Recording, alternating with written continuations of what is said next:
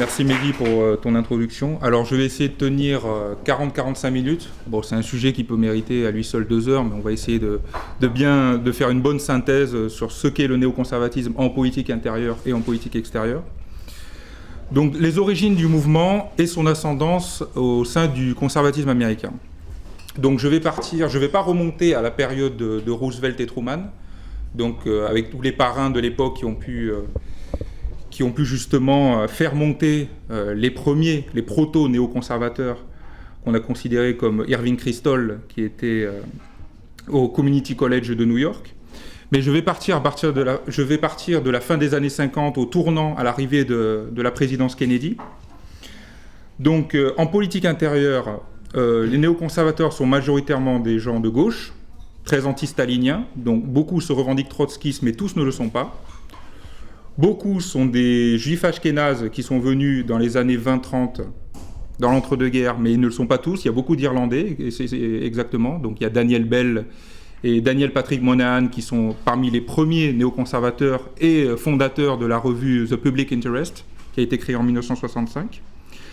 Donc je vais parler des 2 premiers pères du néoconservatisme que sont Irving Kristol, donc que j'ai dit qui a fondé The Public Interest en 1965, et Norman Podhoretz, qui est devenu rédacteur en chef de la revue Commentary. Donc Commentary est la revue de l'American Jewish Committee, donc une émanation clairement pro-israélienne de l'après-guerre.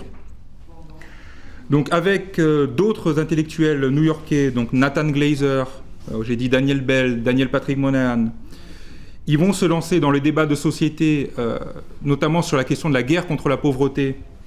Donc c'est une notion qui a été lancée, enfin c'est un programme qui a été lancé par le président Kennedy, puis a été poursuivi par le président Johnson.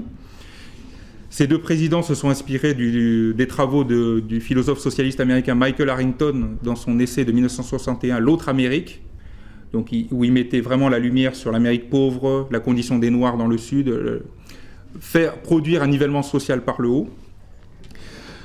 Donc ces néoconservateurs, qui ne s'appelaient pas d'ailleurs néoconservateurs à l'époque, qui se disaient en tant que libéraux dissidents. Donc néoconservatisme, l'appellation néoconservateur est justement le fait de Michael Harrington, qui critiquait justement ses anciens camarades de lutte, par anticommunisme, se sont rapprochés des conservateurs et donc de la droite américaine. Donc ces premiers néoconservateurs ont fait, je vais citer quelques travaux qui les ont rendus célèbres. Donc il y a l'essai Beyond the Melting Pot, donc c'est un essai de Nathan Glazer et de Daniel Patrick Moynihan, donc où ils analysaient l'arrivée des différentes communautés étrangères sur le sol des États-Unis, et ils critiquaient le fait assimilationniste d'une grande partie de la gauche américaine, en disant que chaque communauté arrivante doit conserver sa propre spécificité, sa propre caractéristique. Il ne faut pas s'assimiler au point de devenir un produit fini, homogène, comme un citoyen américain autoreproductible à l'infini. Autre critique essentiellement de la gauche, en plus, c'est Daniel Patrick Moynihan dans sa critique de la famille afro-américaine dans The Negro Family, donc un essai de 1965, et Nathan Glazer, toujours lui, qui a critiqué en 1975, à travers son livre Affirmative Action, les politiques menées sous Johnson, les politiques post le vote du Civil Rights Act, post-1965 donc.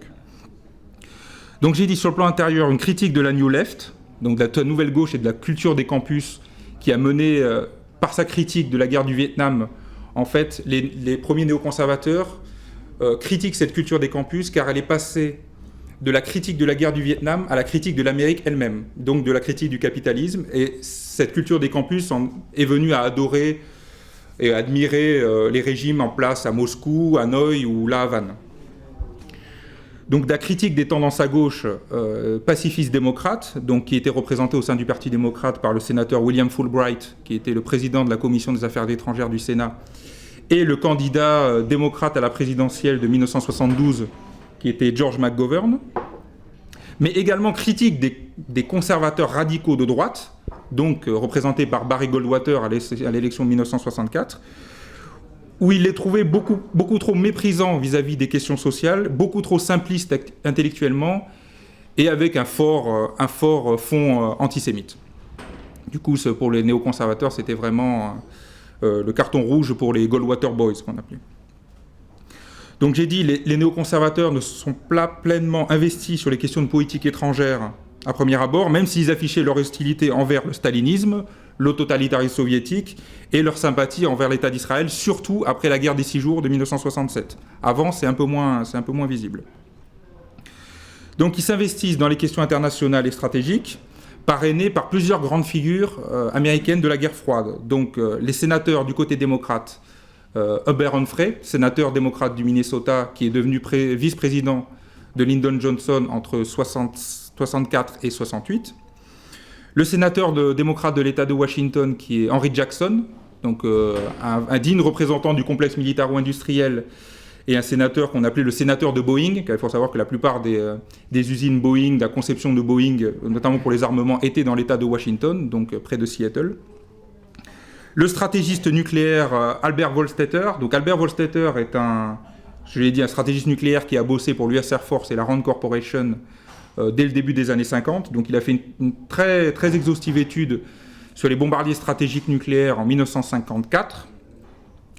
Et il est un partisan de la dissuasion élargie, de la conception de la première frappe nucléaire. Donc il est très opposé à tout ce qui est destruction mutuelle assurée et stratégie de seconde frappe. Donc ça, on le verra sur les questions de prolifération, de stratégie nucléaire. Les néoconservateurs ne sont pas du tout pour un équilibre réaliste, comme aurait pu l'être Nixon et Kissinger, fin des années 60 et première moitié des années 70. Et quatrième grande figure, Paul Nitze. Donc Paul Nitze est un conseiller à la sécurité nationale qui a commencé dans l'administration Truman. Il a fait un rapport qui est très connu, qui s'appelle le NSC 68. Il a publié en 1950 sur l'extraordinaire menace de l'armée soviétique. Et il a régulièrement produit, dans les années 50-60, des rapports qu'on sait maintenant aujourd'hui, qui ont surévalué la menace militaire soviétique, mais qui avaient été essentiellement pour but de relever les dépenses de défense à usage interne.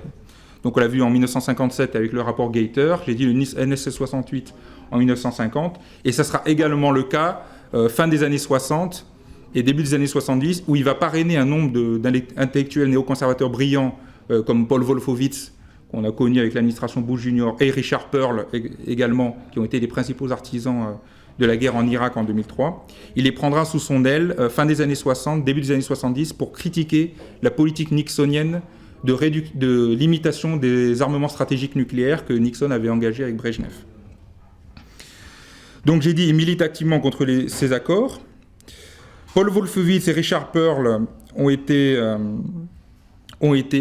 introduits dans plusieurs cercles de défense au sein des administrations Nixon et Gerald Ford.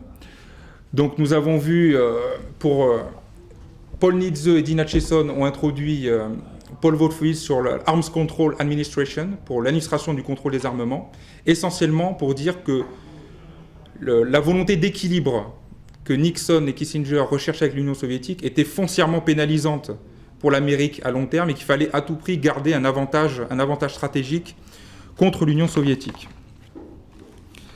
Donc, militer pour la relance des dépenses de défense, il faut savoir qu'à cette époque, début des années 70, l'Amérique reste traumatisée par la guerre du Vietnam. Donc, pour maintenir un appareil de défense conséquent, sachant que le Congrès passe auprès de la faction démocrate McGovernite, donc c'est la fraction plutôt pacifiste et réduction des dépenses militaires qui a le contrôle du Congrès, les néoconservateurs, la deuxième génération des néoconservateurs, s'introduisent dans plusieurs groupes de pression au milieu des années 70 pour pousser au réarmement américain face à la menace soviétique.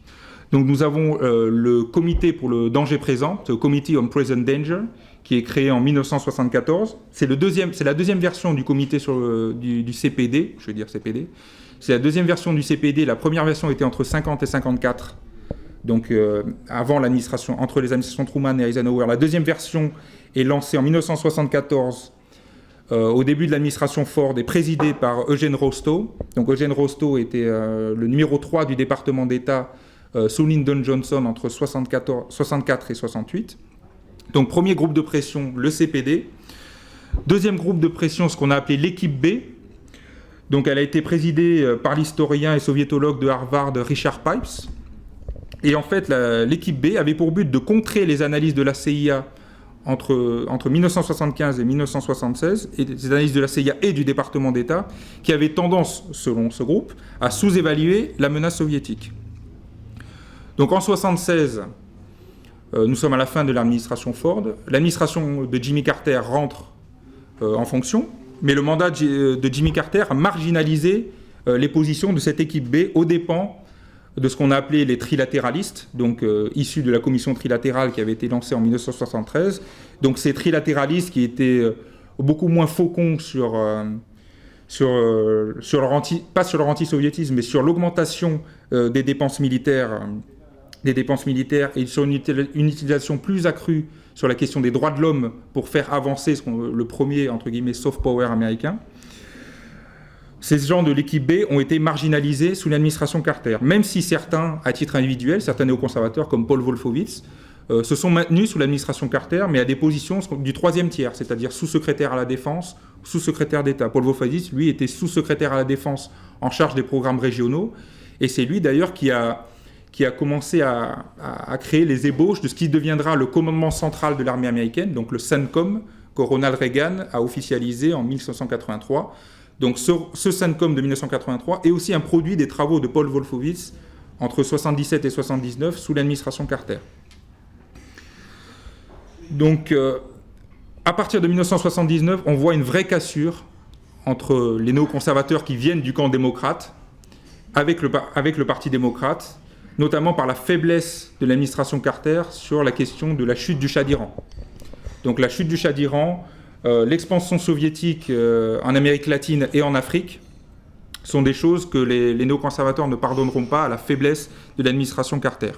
Donc cela ouvre la voie à la victoire de Ronald Reagan en novembre 1980. Et là, c'est vraiment la bascule des néoconservateurs qui étaient pour la plupart encore restés fidèles au Parti démocrate, vers le Parti républicain.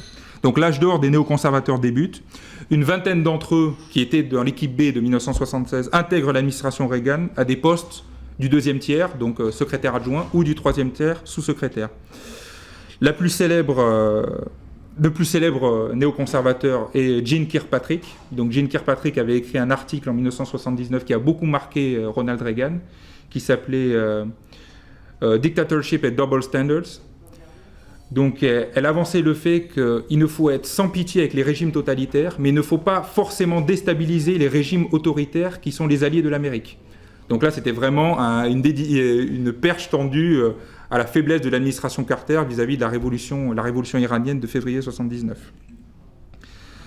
Donc on retrouve dans cette première, essentiellement sous le premier mandat Reagan, donc 1981-1984, on retrouve l'ébauche des programmes qui seront mis vraiment en lumière sous l'administration de George W. Bush. Donc la notion de Prompt Global Strike, donc de frappe à n'importe quel endroit du globe, de frappe nucléaire décapitante pour protéger l'Amérique. La notion de bouclier antimissile, donc le bouclier antimissile qui est développé en Europe de l'Est, ou la notion de THAAD, donc la défense antimissile en Asie-Pacifique qui est déployée soit au Japon, soit en Corée du Sud, trouvent leur impulsion et leur origine au sein du premier mandat Reagan à travers l'initiative de défense stratégique, la SDI, qu'on a appelé à l'époque le programme Guerre des Étoiles, ou le programme Star Wars de militarisation de l'espace.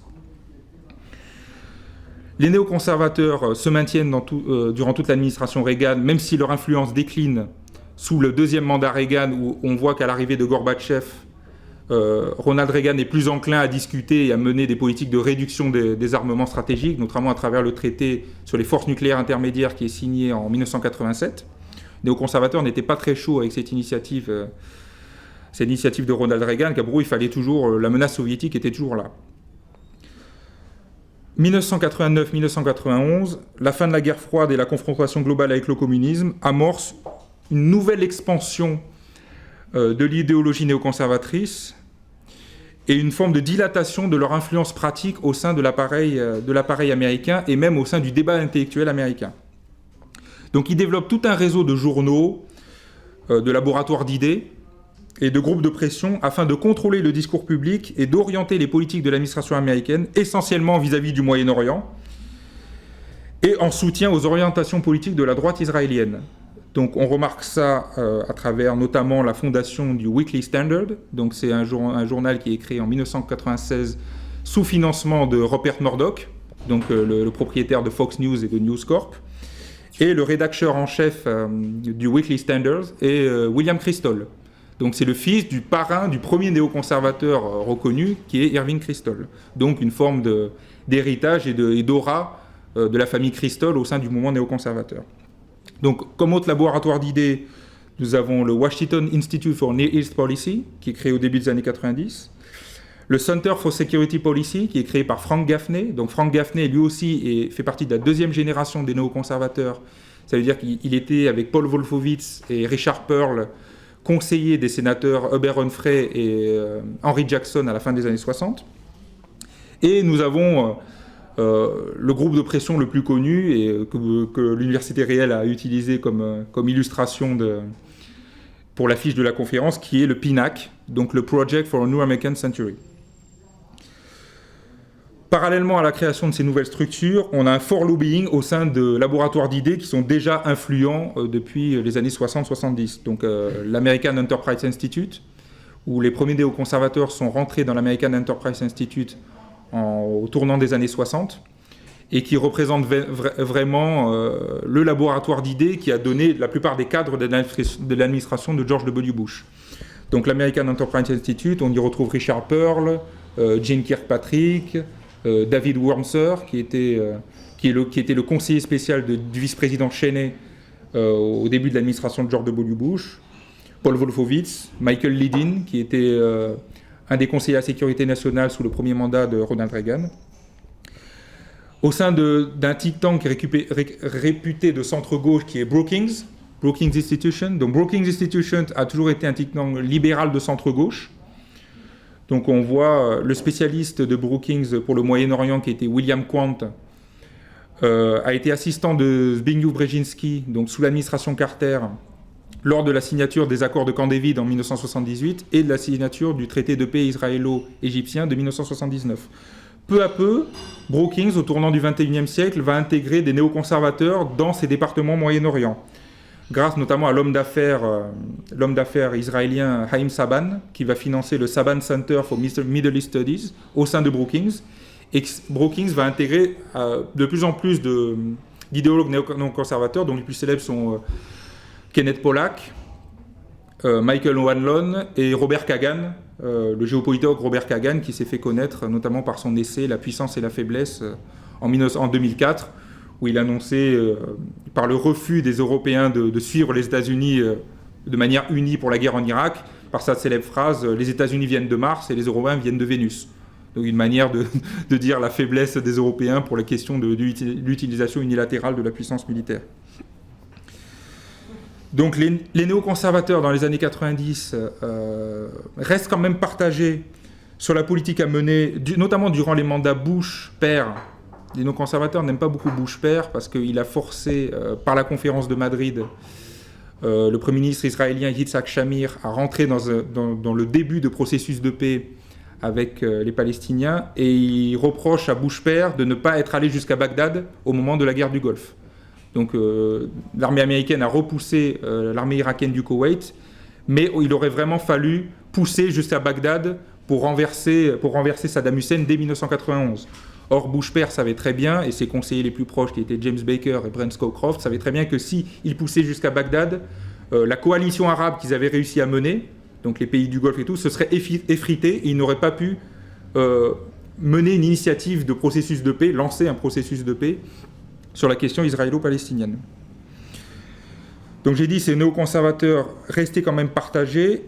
Irving Kristol, donc le père de William Kristol, lui menait une campagne à travers la fondation du magazine The National Interest en 1986 pour une forme de retrait, une empreinte un peu plus minimale des États-Unis sur la scène internationale. C'était aussi le cas de Jean Kirkpatrick, qui était l'ambassadrice des Nations Unies, comme j'ai dit, sous le premier mandat Reagan, qui a appelé, elle, en 1991, à un retour à une forme de normalité américaine. Ça ne s'est pas produit. Au sein du mouvement néoconservateur, les grands vainqueurs des années 90 sur le plan intellectuel sont Robert Kagan, que j'ai cité, qui vraiment apparaît vraiment comme le chef de file. La famille Kagan remplace peu à peu la famille Podhoretz et les familles Kristol, même si William est toujours présent, mais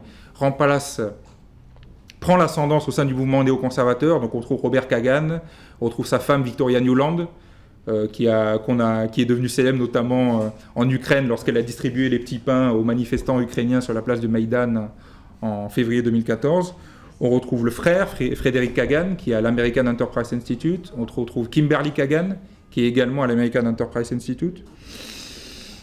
Donc Robert Kagan, dès 1996, appelle à une politique étrangère néo-réganienne dès le début du deuxième mandat Clinton. Donc également au moment de la fondation du projet pour New American Century.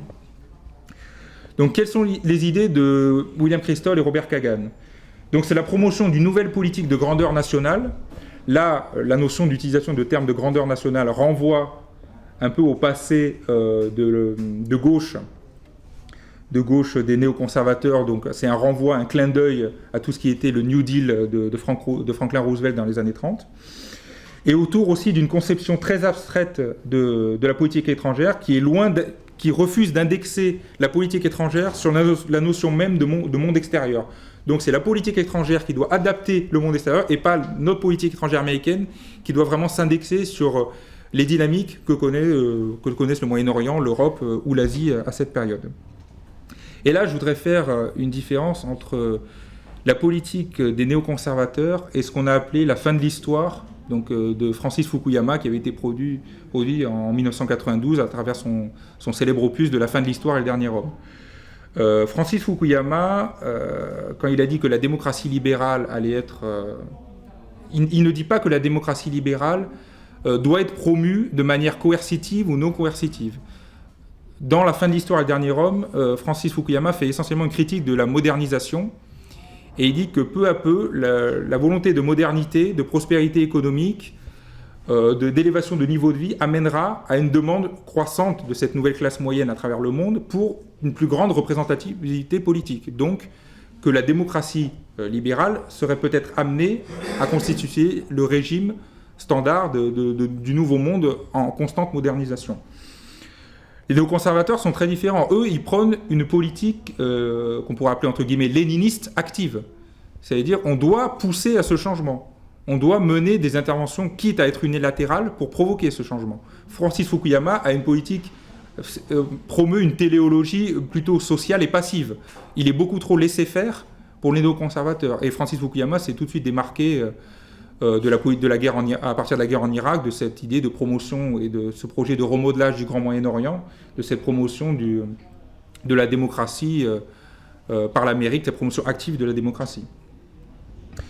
Et c'est sous Robert Kagan qu'on commence à entendre cette appellation de wilsonisme beauté. Donc au début, les néoconservateurs, on les qualifiait jamais de wilsonisme, en référence au président Woodrow Wilson, avec sa création de la SDN, son intervention dans la Première Guerre mondiale.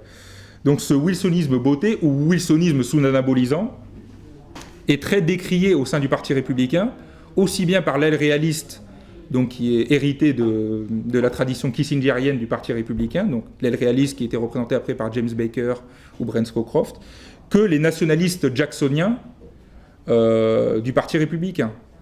Essentiellement Pat Buchanan, qui était candidat à la primaire républicaine en 1992 et 1996. Dès 1998, le Project for New American Century appelle au changement de régime en Irak. Donc c'est pas le 11 septembre 2001 qui a poussé les États-Unis à vouloir un changement de régime en Irak. C'est une idée qui est promue déjà depuis 1997-98. Donc ils appellent au changement en Irak et poussent Bill Clinton a signé l'Iraq Freedom Act. Donc c'est une loi qui est votée par le Congrès en décembre 1998 et signée dans la foulée par Bill Clinton et en décembre de la même année.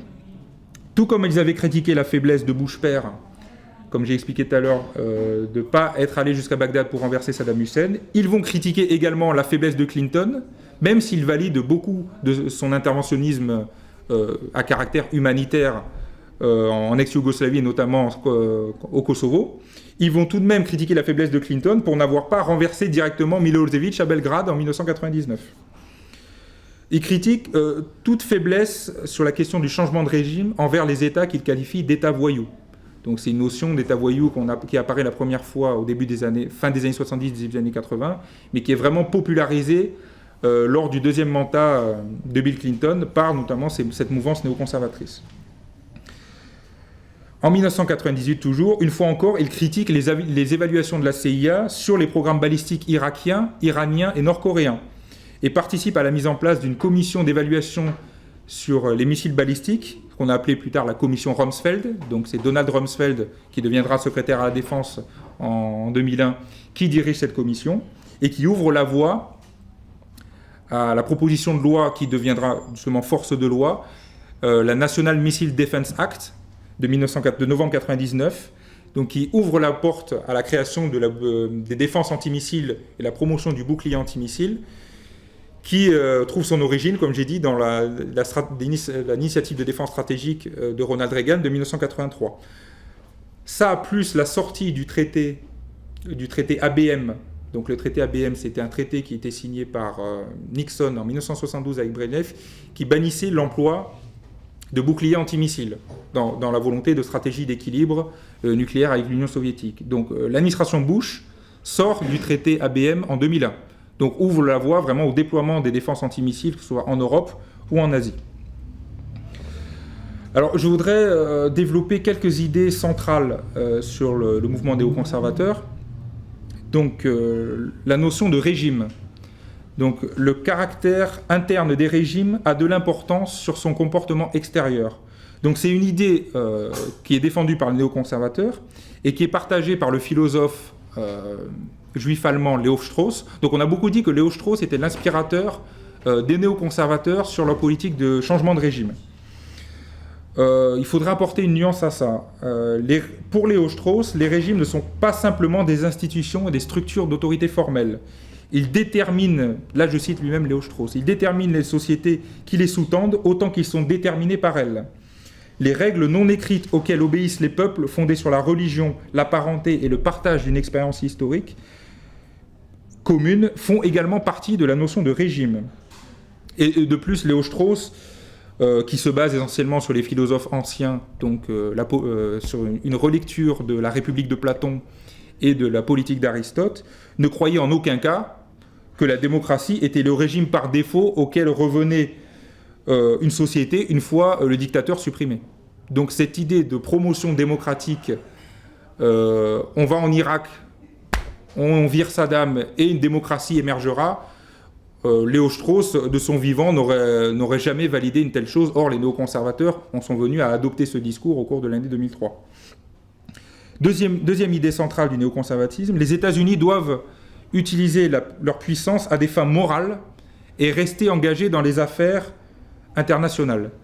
Donc c'est pour ça également que le duo Kagan-Kristol a continué à promouvoir cette idée d'interventionnisme au sein du Parti républicain, car il soupçonnait que le Parti républicain, une fois la guerre froide terminée, reviendrait à son conservatisme libertarien et à ses tendances isolationnistes, à se recentrer sur les affaires économiques, sur les questions de diminution de l'État-providence au sein des États-Unis, et serait réticent à s'engager beaucoup plus dans les affaires internationales.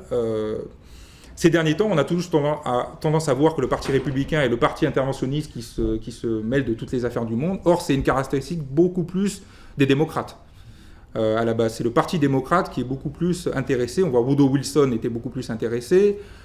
Le Parti républicain de l'entre-deux-guerres, dominé par Howard Taft, était beaucoup plus restrictif et isolationniste, tandis que Roosevelt et Truman étaient beaucoup plus inscrits dans les affaires internationales.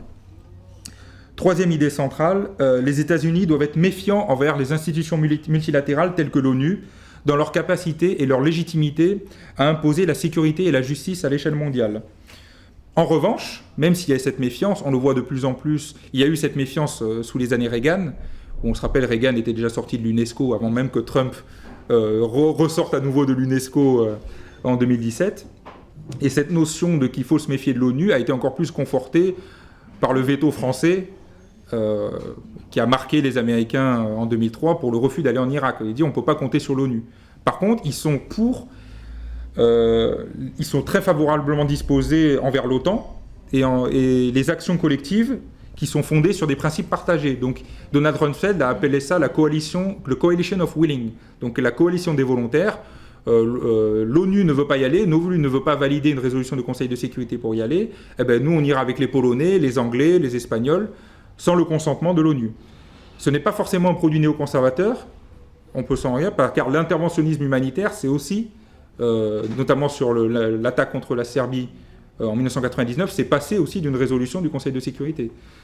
Donc dire que c'est un produit néoconservateur, cette méfiance envers l'ONU et la légitimité de l'ONU pour statuer de la paix et de la guerre n'est pas une caractéristique néoconservatrice, car les interventionnistes humanitaires s'en sont aussi également servis, Madeleine Albright en premier, en 1990-99 au Kosovo. Donc deux notions, après quelques idées centrales du corpus néoconservateur, deux notions qu'on rattache beaucoup aussi au mouvement néoconservateur. La notion de guerre contre le terrorisme.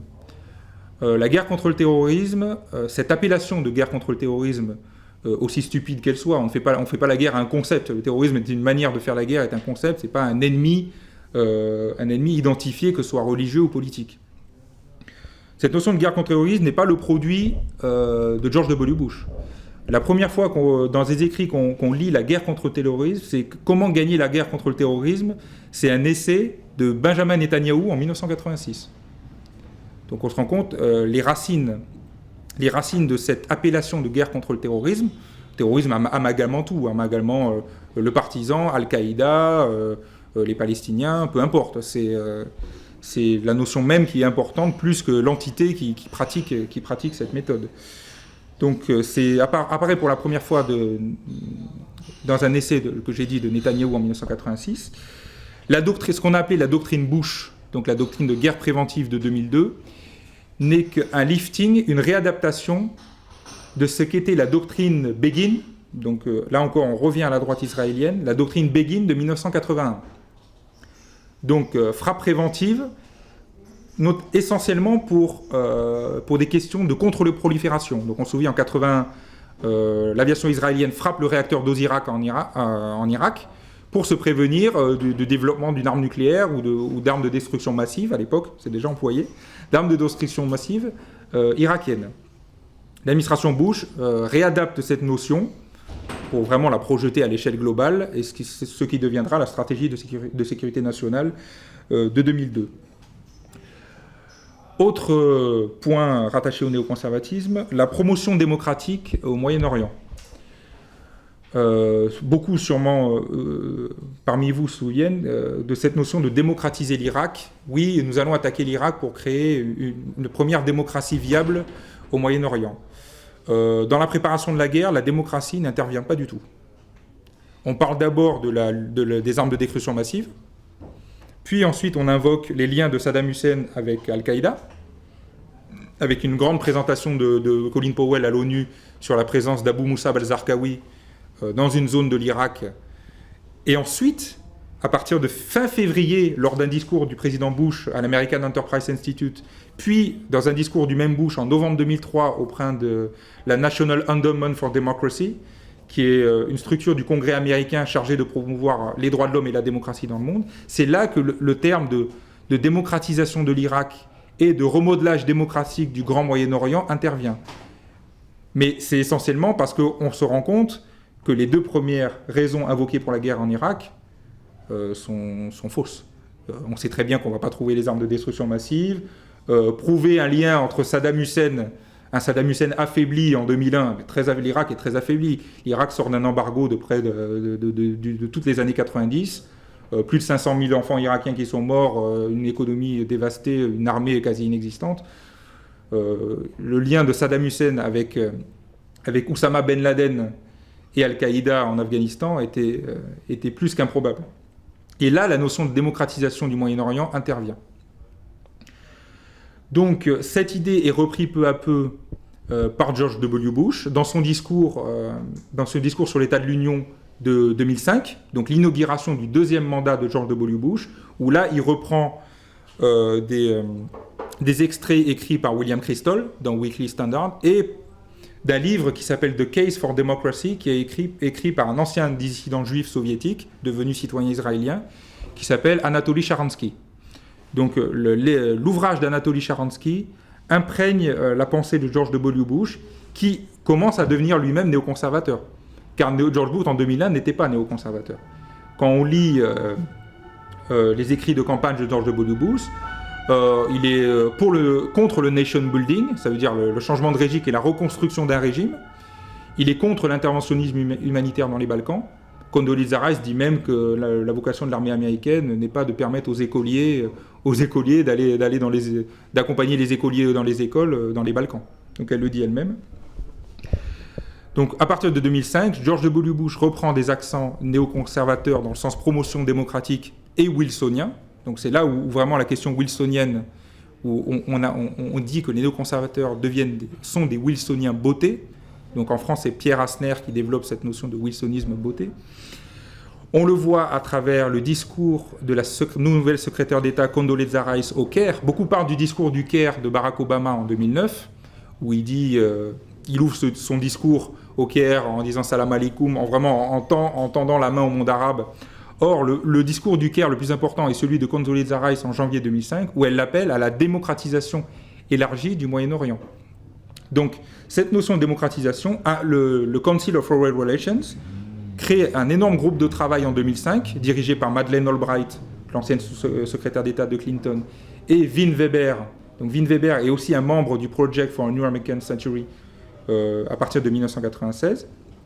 Ce projet s'intitule Support Arab Democracy, donc comment soutenir la démocratisation du Moyen-Orient arabe de manière non coercitive, parce qu'on voit bien que l'échec de taper sur un régime pour créer une démocratie qui sortirait de terre est voué à l'échec. Et cette notion de démocratisation, elle s'impose aussi bien aux alliés de l'Amérique qu'aux ennemis de l'Amérique. L'un des néoconservateurs influents sur cette doctrine, qui est Ruel Marguerite, qui a écrit un livre qui s'appelle The Islamic Paradox, dit que ce qui est étonnant, c'est que beaucoup de peuples pro-américains sont dirigés par des régimes foncièrement anti-américains. Ici, par exemple, l'Iran, il dit le peuple iranien est foncièrement très sympathique envers l'Amérique, est très pro-américain, mais le régime iranien des ayatollahs est anti-américain au dernier degré. Tandis qu'en Égypte, le peuple est très anti-américain, mais l'Égypte est un pays allié, et Moubarak est notre allié, est un pro-américain depuis les années 80. Donc Ruel Marguerite démontre ce paradoxe de la démocratisation du Moyen-Orient. On va peut-être ouvrir sur la question de Trump et l'accord sur le nucléaire iranien. Le retrait de Trump et la critique perpétuelle de l'Iran sur le programme balistique, sur l'expansion à travers l'Irak et la Syrie afin de créer un corridor terrestre vers la Méditerranée, ou sur le soutien tardif de l'Iran ou du Hezbollah aux Houthis du Yémen, parce que si l'Iran se greffe sur la guerre du Yémen, c'est essentiellement parce que l'Arabie Saoudite tape dessus. Et l'Iran trouve une occasion de créer, à travers les Houthis, de créer une forme de Hezbollah du sud du Golfe Persique.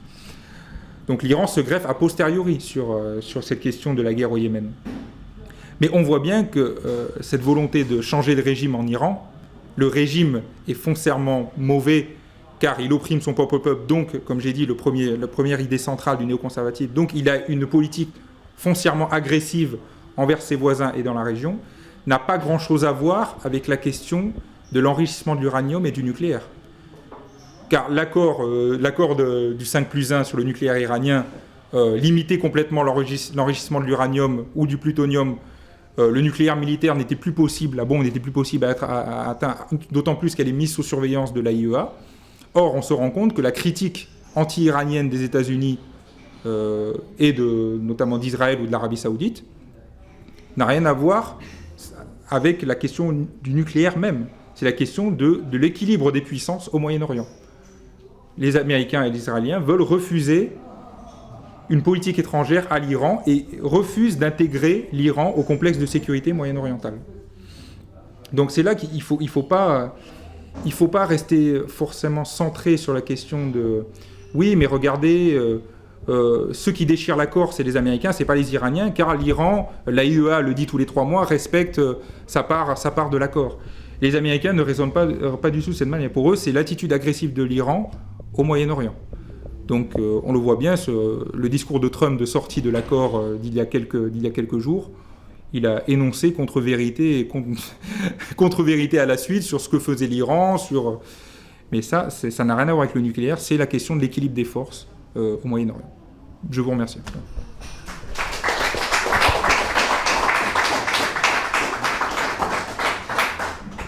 Merci beaucoup Clément. Est-ce qu'il y a des questions ? Oui, moi j'aurais une question, si c'était plus Clément. Merci pour l'exposé. J'ai 2 questions. Tu nous as beaucoup parlé des néoconservateurs en termes de position clé, de trajectoire et des façons dont ils ont pu exercer leur influence. Mais pour mieux me représenter les choses, je vais te proposer un petit jeu, un petit exercice, en admettant que ces néoconservateurs que tu as décrits avaient une baguette magique qui leur permettait de transformer le monde tel qu'ils le souhaiteraient, à quoi ça ressemblerait ? Et au nom de quelle structure idéologique le ferait-il ? Et ma deuxième question, c'est une question d'actualité, c'est dans les États-Unis d'aujourd'hui, comment les néoconservateurs se positionnent par rapport à d'éventuelles factions concurrentes ou voire même d'adversaires, et quel est le retentissement de leurs propos dans la population en général. Les néoconservateurs, je vais commencer par ta deuxième question, ils capitalisent essentiellement, ils ont cette capacité à agir en réseau connecté dans toutes même les think tanks où on ne les attend pas. On voit que le néoconservatisme, qui au début était vraiment centré sur une petite faction du mouvement conservateur américain, au sein d'abord d'abord au Parti démocrate, après au Parti républicain, ont réussi à diffuser leurs idées. Aujourd'hui, il n'y a pas un seul think tank américain qui n'a pas 2 experts néoconservateurs dans ses départements d'études. Au sein du Parti républicain, on le voit, mais au sein par exemple, les démocrates ont promu, pour contrer justement le Parti républicain sur les questions de sécurité nationale, ont créé 2 think tanks qui s'appellent le Council for New American Security et le Center for American Progress.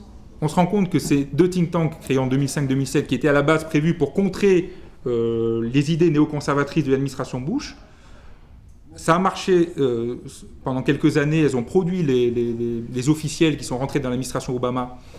Mais maintenant, il y a des néoconservateurs au CNAS, au Center for New American Security. Quelqu'un comme Michael O'Hanlon ou Robert Kagan, ou Robert Kaplan, un néoconservateur très populaire depuis 10 ans, mais qui n'était pas vraiment connu avant 2001, travaillent dans ces think tanks. Donc ils ont cette capacité à diffuser les idées, notamment parce qu'ils ont de très bons donateurs également, ils ont des très bons financiers. On parlait de l'American Enterprise Institute. Pourquoi tout d'un coup les néoconservateurs, dans une structure qui était représentée par les conservateurs classiques hérités de Barry Goldwater, comment ça se fait que ces néoconservateurs ont réussi ? C'est parce que un milliardaire binational américano-israélien qui s'appelle Bruce Kovner a mis énormément d'argent au sein de l'American Enterprise Institute. Il a créé des shares. Donc au niveau économique, on a vu Milton Friedman qui est arrivé à l'American Enterprise Institute. Sur le plan de la justice, on a vu le juge Antonin Scalia. Donc je ne sais pas si vous voyez qui est Antonin Scalia, mais c'était un juge très conservateur de la Cour suprême qui est décédé en 2016. Trump en 2017 a nommé d'ailleurs son remplaçant qui était Neil Gorsuch.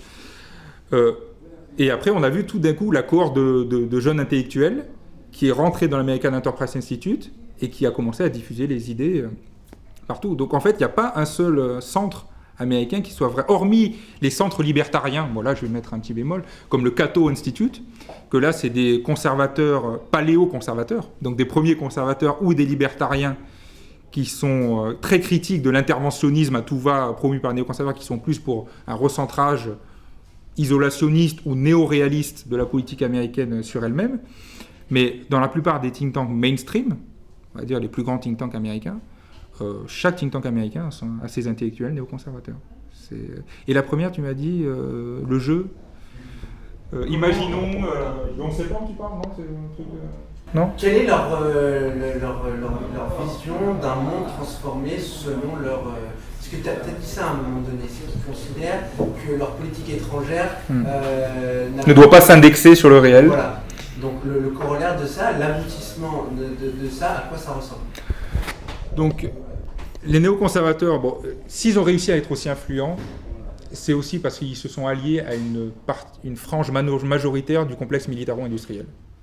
Donc ça, c'est clair, parce que les idées néoconservatrices, intellectuellement, ça fait bien, mais pour les soutenir et pour les perpétuer, par exemple, je n'ai pas parlé de tout ça dans l'exposé, mais dans le projet for a New American Century, il y a quelqu'un qui s'appelle Bruce Jackson, qui a été un lobbyiste très influent pour Raytheon, donc la compagnie qui fabrique les missiles Tomahawk et tous les systèmes antimissiles, Lockheed Martin, donc on connaît le développement du F-35 et toutes ces questions, Northrop Grumman, tous ces grandes compagnies du complexe militaire industriel trouvent leurs intérêts dans l'application pratique de la politique néoconservatrice. Et au Pentagone, une grande partie de l'administration civile, notamment des stratégistes du bureau d'évaluation stratégique du Pentagone, donc j'ai cité Albert Volstetter, le stratégiste nucléaire de la RAND, mais il y a aussi Andrew Marshall, Harold Rode, Thomas Barnett. Donc Thomas Barnett, lui, a carrément écrit un livre qui s'appelle La Nouvelle Carte du Pentagone.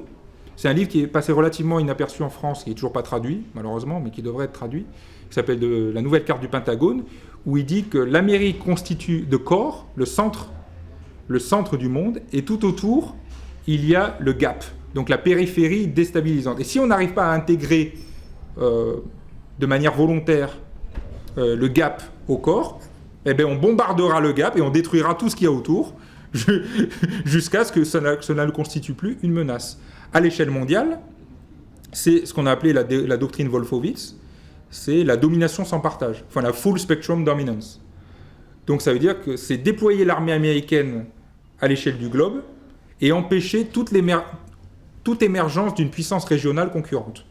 Donc là on voit très bien que c'est pas l'Irak qui va concurrencer vraiment les États-Unis à l'échelle globale. La cible, c'était la Russie et la Chine. Donc essentiellement, dans la tête du complexe militaro-industriel américain. Les néoconservateurs, hormis sur le dossier moyen-oriental et un peu sur l'Europe de l'Est, on ne les entend pas beaucoup. Sur l'Asie, on les entend sur les questions de non-prolifération sur la Corée du Nord. Ça veut dire que la Corée du Nord mène un programme nucléaire clandestin. La Corée du Nord est une menace balistique contre les États-Unis. Mais là, c'est le néoconservateur agissent en parallèle et en symbiose avec le complexe militaro-industriel américain. Sur le Moyen-Orient, toutes les pensées stratégiques qu'ils ont sur le remodelage des États, quelle politique d'équilibre il faudrait mener, c'est toujours centré sur le Moyen-Orient. Les néoconservateurs, quand on les voit intervenir à la télé, c'est il faut renverser Bachar, il fallait renverser Saddam, il faut attaquer l'Iran. À une époque, il fallait aussi s'éloigner de l'Arabie Saoudite. Mais là, depuis que l'Arabie Saoudite est beaucoup plus anti-iranienne et apte à mener un dialogue apparemment officieux, mais de plus en plus officiel avec Israël, on voit que les néoconservateurs ne critiquent plus du tout l'Arabie Saoudite. L'Arabie Saoudite, elle a été critiquée en 2002 afin de distendre, notamment en associant les Saouds à Bush, famille Saoud, donc le lobby pétrolier.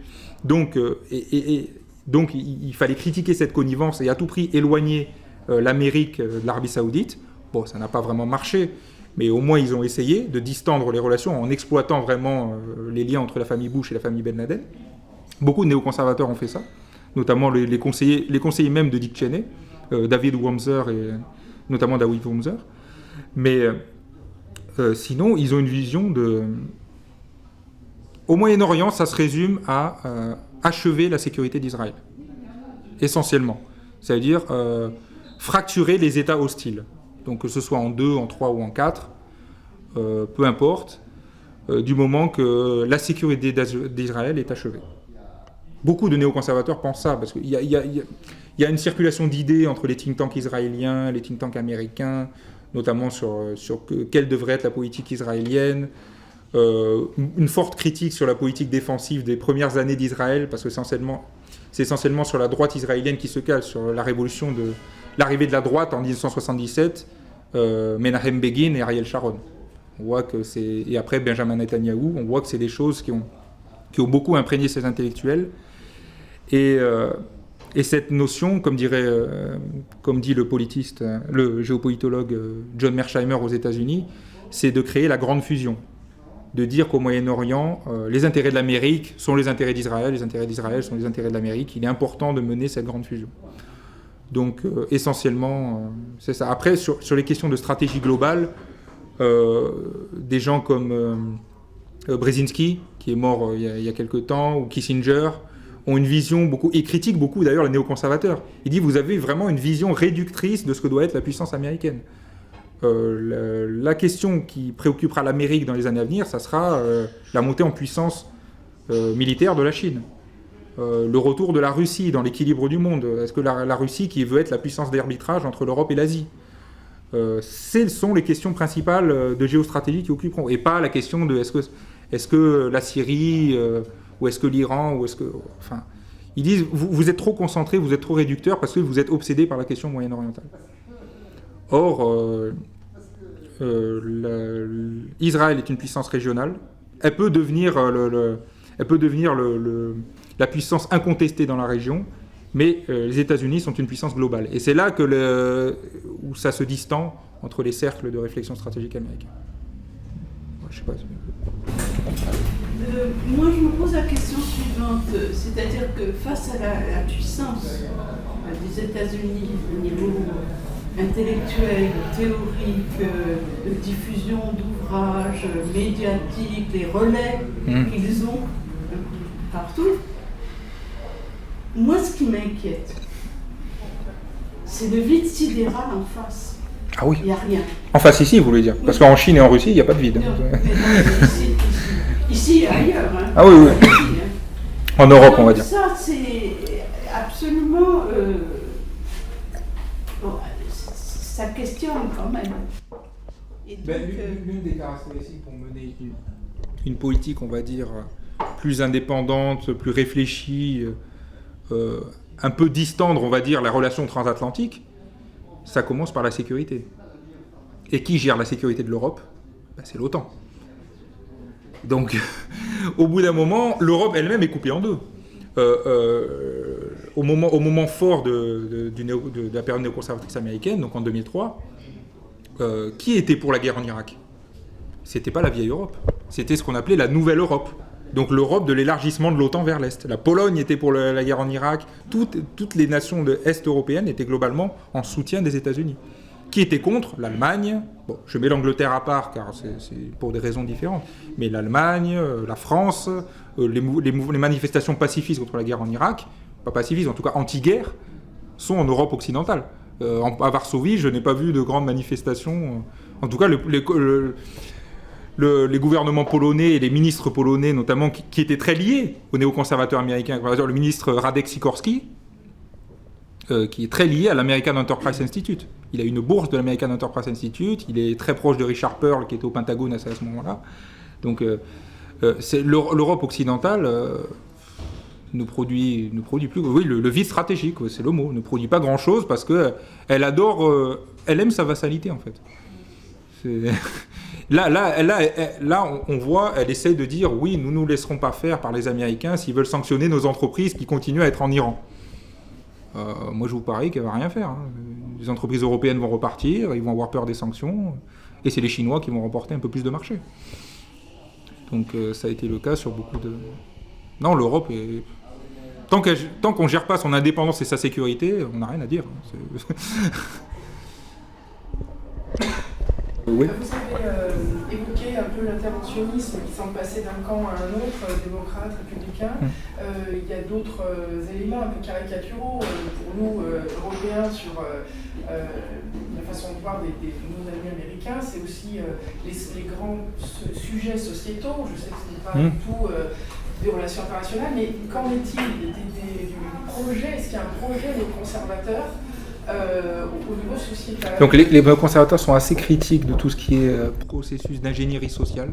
Et au niveau des valeurs, ils se sont, même s'ils viennent de la gauche, sociodémocrate, social-démocrate USA, et essentiellement en majorité trotskiste, mais pas tous, ils n'adoptent pas forcément tout ce qui est transhumanisme. Ils n'ont rien spécialement contre par exemple le mariage, les notions d'LGBT. Ils n'ont rien en fait contre les gays, particulièrement, contrairement aux conservateurs chrétiens qui sont vraiment, pour raisons religieuses et chrétiennes, les néoconservateurs ne sont pas comme ça, mais ils se mêlent très peu de politique intérieure. Non, ça les intéresse. Il n'y a pas un positionnement particulier sur, par exemple, le port d'armes, l'avortement, les choses qui divisent un peu. Sur l'avortement, ils ne se prononcent pas trop, mais ils savent très bien qu'ils ne se prononcent pas parce qu'il faut garder la majorité conservatrice, évangéliste, chrétienne avec soi. Donc ils ne se prononcent pas, ils ne sont ni pour ni contre. Sur le port d'armes, là, beaucoup sont issus des démocrates des côtes ouest et côtes est. Donc ils essayent de ne pas trop se prononcer non plus, mais ils disent qu'ils veulent garder leur marge de manœuvre sur la politique étrangère. Du coup, ils ne veulent pas s'aliéner leur base électorale conservatrice auprès de la NRA, qui a un nouveau président d'ailleurs, qui est le colonel Oliver North, qui était un très proche des néoconservateurs dans les années 80. Le scandale Iran-Contra, l'affaire Iran-Contra entre le Nicaragua et l'Iran, c'est le colonel Oliver North qui l'a mené. Il a été ensuite proche des think tanks néoconservateurs, analyste militaire sur Fox News, donc c'est vraiment le trajet classique, et maintenant président de la NRA. Donc les néoconservateurs essayent de ne pas trop se mêler de ces débats, beaucoup moins que dans les années 60. Dans les années 60, ils se ne mêlaient que de politique intérieure, quasiment. Jusqu'en 67, 68, où ils ont commencé à voir que la vague de la nouvelle gauche pacifiste, tout ce qui est relativisme culturel, cette notion de comment ça s'appelle, les néoconservateurs vous le diront vous-même. Ils diront aux gens de gauche, vous pouvez dire ce que vous voulez sur les autres cultures. Il n'y a pas de Léonard de Vinci chez les papous. Non, mais ça serait bateau. Mais les néoconservateurs, beaucoup ont dit ça. On dit votre relativisme culturel, votre égalitarisme mal placé. En fait, et c'est de leur critique aussi de l'affirmative action. Ça tue la méritocratie. Donc en fait, votre promotion minoritaire tue la méritocratie. Or, nous, la méritocratie américaine, c'est une notion fondamentale. Quand vous dites que beaucoup de néoconservateurs sont trotskistes à l'origine, dans toutes les nuances de trotskisme, parce que dans le trotskisme, il y en a un paquet de nuances. Hein. Quand j'entends cet exposé, je me dis quand même qu'ils n'ont pas grand-chose à voir avec des communistes. Ah, mais ils sont trotskistes anti-staliniens. Ils sont trotskistes de la guerre froide. Donc ça veut dire essentiellement contre l'appareil communiste central de l'Union soviétique. Mais quand on fait remonter la montée des néoconservateurs à la fin des années 50, l'Amérique des années 50, elle est quand même paranoïaque par rapport à tout ce qui est gauchiste, communiste. Oui, mais les néoconservateurs sont très critiques de cette tendance. Par exemple, les premiers, on va dire Irving Kristol, Irving O, Nathan Glazer, ont beaucoup de défiance envers McCarthy, la période du McCarthyisme, donc cette chasse aux sorcières, parce que beaucoup, eux, venaient... Le Community College de New York, l'affrontement interne de ce Community College, c'était trotskiste contre stalinien. Donc c'était vraiment une guerre dans la gauche, quoi. C'est dans la gauche marxiste. Mais du coup, oui, et ils critiquent de McCarthy, voilà, ils critiquent McCarthy, et tout ce qui est la droite viscéralement anticommuniste au point de la paranoïa. Par exemple, la John Birch Society, qui est vraiment une organisation de droite du Sud, virulemment, qui disait que 60 à 80% de l'appareil d'État américain sous Eisenhower, Kennedy et Johnson était gouverné par les communistes. Les néoconservateurs critiquaient vraiment cette en plus, parce que cette tendance conservatrice anticommuniste de la droite américaine avait des relents antisémites. Donc, carton rouge pour les néoconservateurs qui n'auraient jamais pu s'identifier à cette frange intellectuelle américaine. D'accord, mais au final, du coup, il n'y a pas grand-chose à voir avec le Trotsky de la Révolution russe. Non, mais Trotsky, dans le sens qu'ils admiraient l'idéalisme de Trotsky contre l'autoritarisme et la purge stalinienne. Voilà, c'est ça, essentiellement. C'est dans les différentes nuances de trotskisme qu'il y avait au sein du trotskisme américain, quoi. Ils n'étaient même pas tous d'accord entre eux. Hein. Et du coup, c'est plutôt du militantisme de jeunesse ou ça fait qu'ils ont des liens avec l'extrême gauche trotskiste? Oh, c'est du militantisme essentiellement de jeunesse. Parce qu'après, ils s'éloignent au fur et à mesure. On a le parallèle en France, en Europe. On a le parallèle de... qu'on pourrait être André Glucksmann, par exemple. André Glucksmann, ou tous ces gens dans les années 60-70, gauche et tout comme ça, et après, ça bascule, quoi. Oui, non. Allez-y, parce que j'ai ça sera une question rapide aussi. Qu'en est-il, est-ce que tu pourrais nous en dire plus sur la pensée conservatrice dans les milieux académiques, médiatiques aux États-Unis? Tu avais parlé des think tanks, mais est-ce qu'on pourrait parler de suprématie, de mainmisme peut-être non, dans les milieux pas du tout. académiques, ou est-ce qu'il y a vraiment des contre-pouvoirs ou des contre-idées qui nourrissent un débat assez... Pas du tout. Ils arrivent à diffuser leurs idées, à être présents partout. Mais dans le Belfer Center à Harvard, par exemple, ou l'université Johns Hopkins, qui est une université très reconnue dans la culture stratégique américaine, ou le Naval War College, Brzezinski ou Fukuyama ont beaucoup plus d'importance. Ou John Mearsheimer. John Mearsheimer, qui est quelqu'un qu'on ne voit pas du tout à la télé, ou qui n'intervient pas à la télé, qui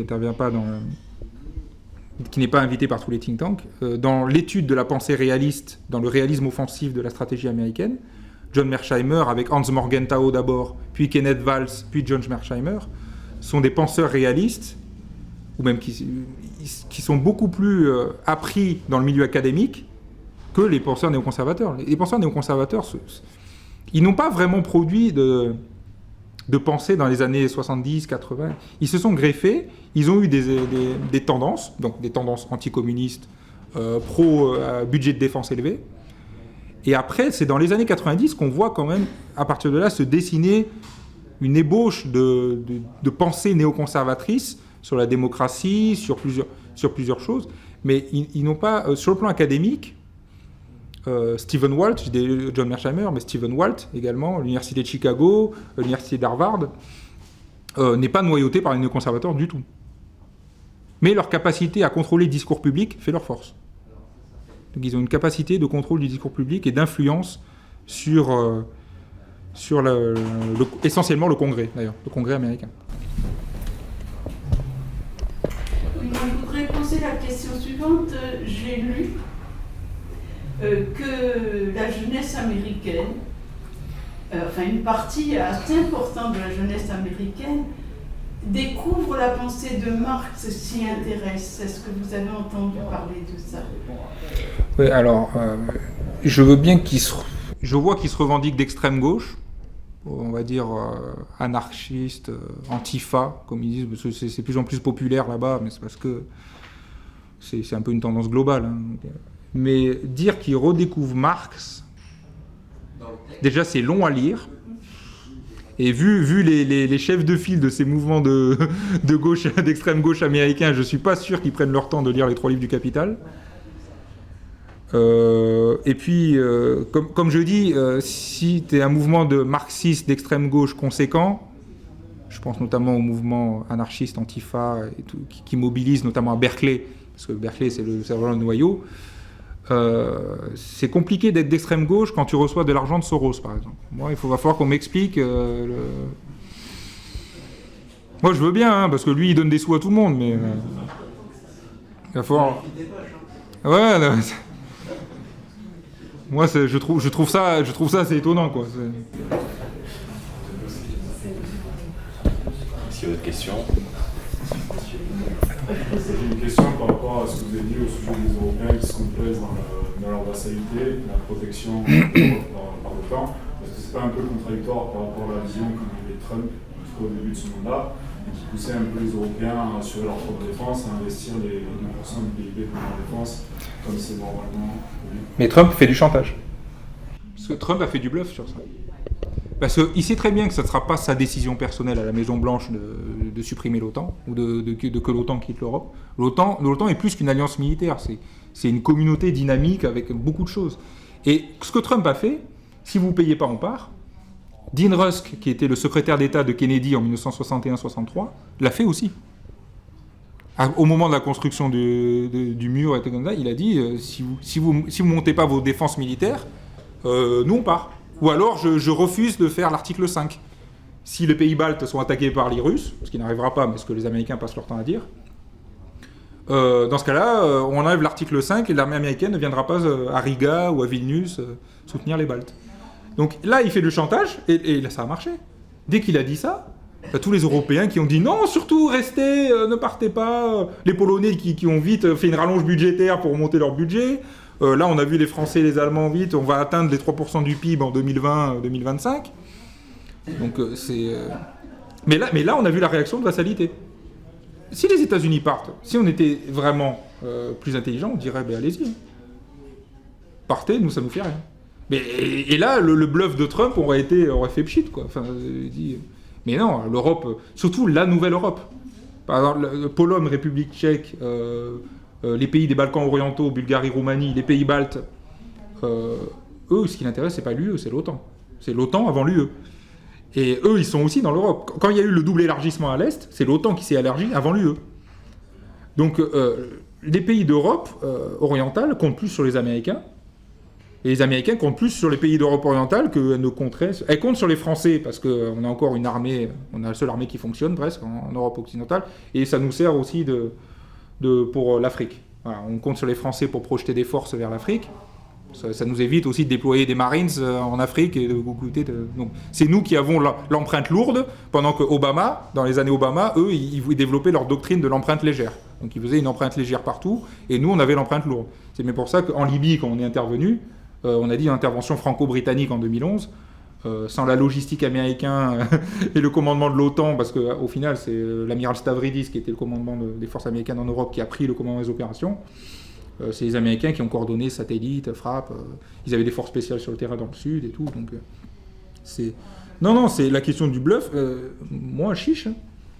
Moi, je suis pour le retrait de l'OTAN. Donc, je suis pour le retrait de l'OTAN. Donc, Trump, il dit ça. Ouais, moi, je suis content. Mais je sais très bien que ce ne sera pas lui à décider.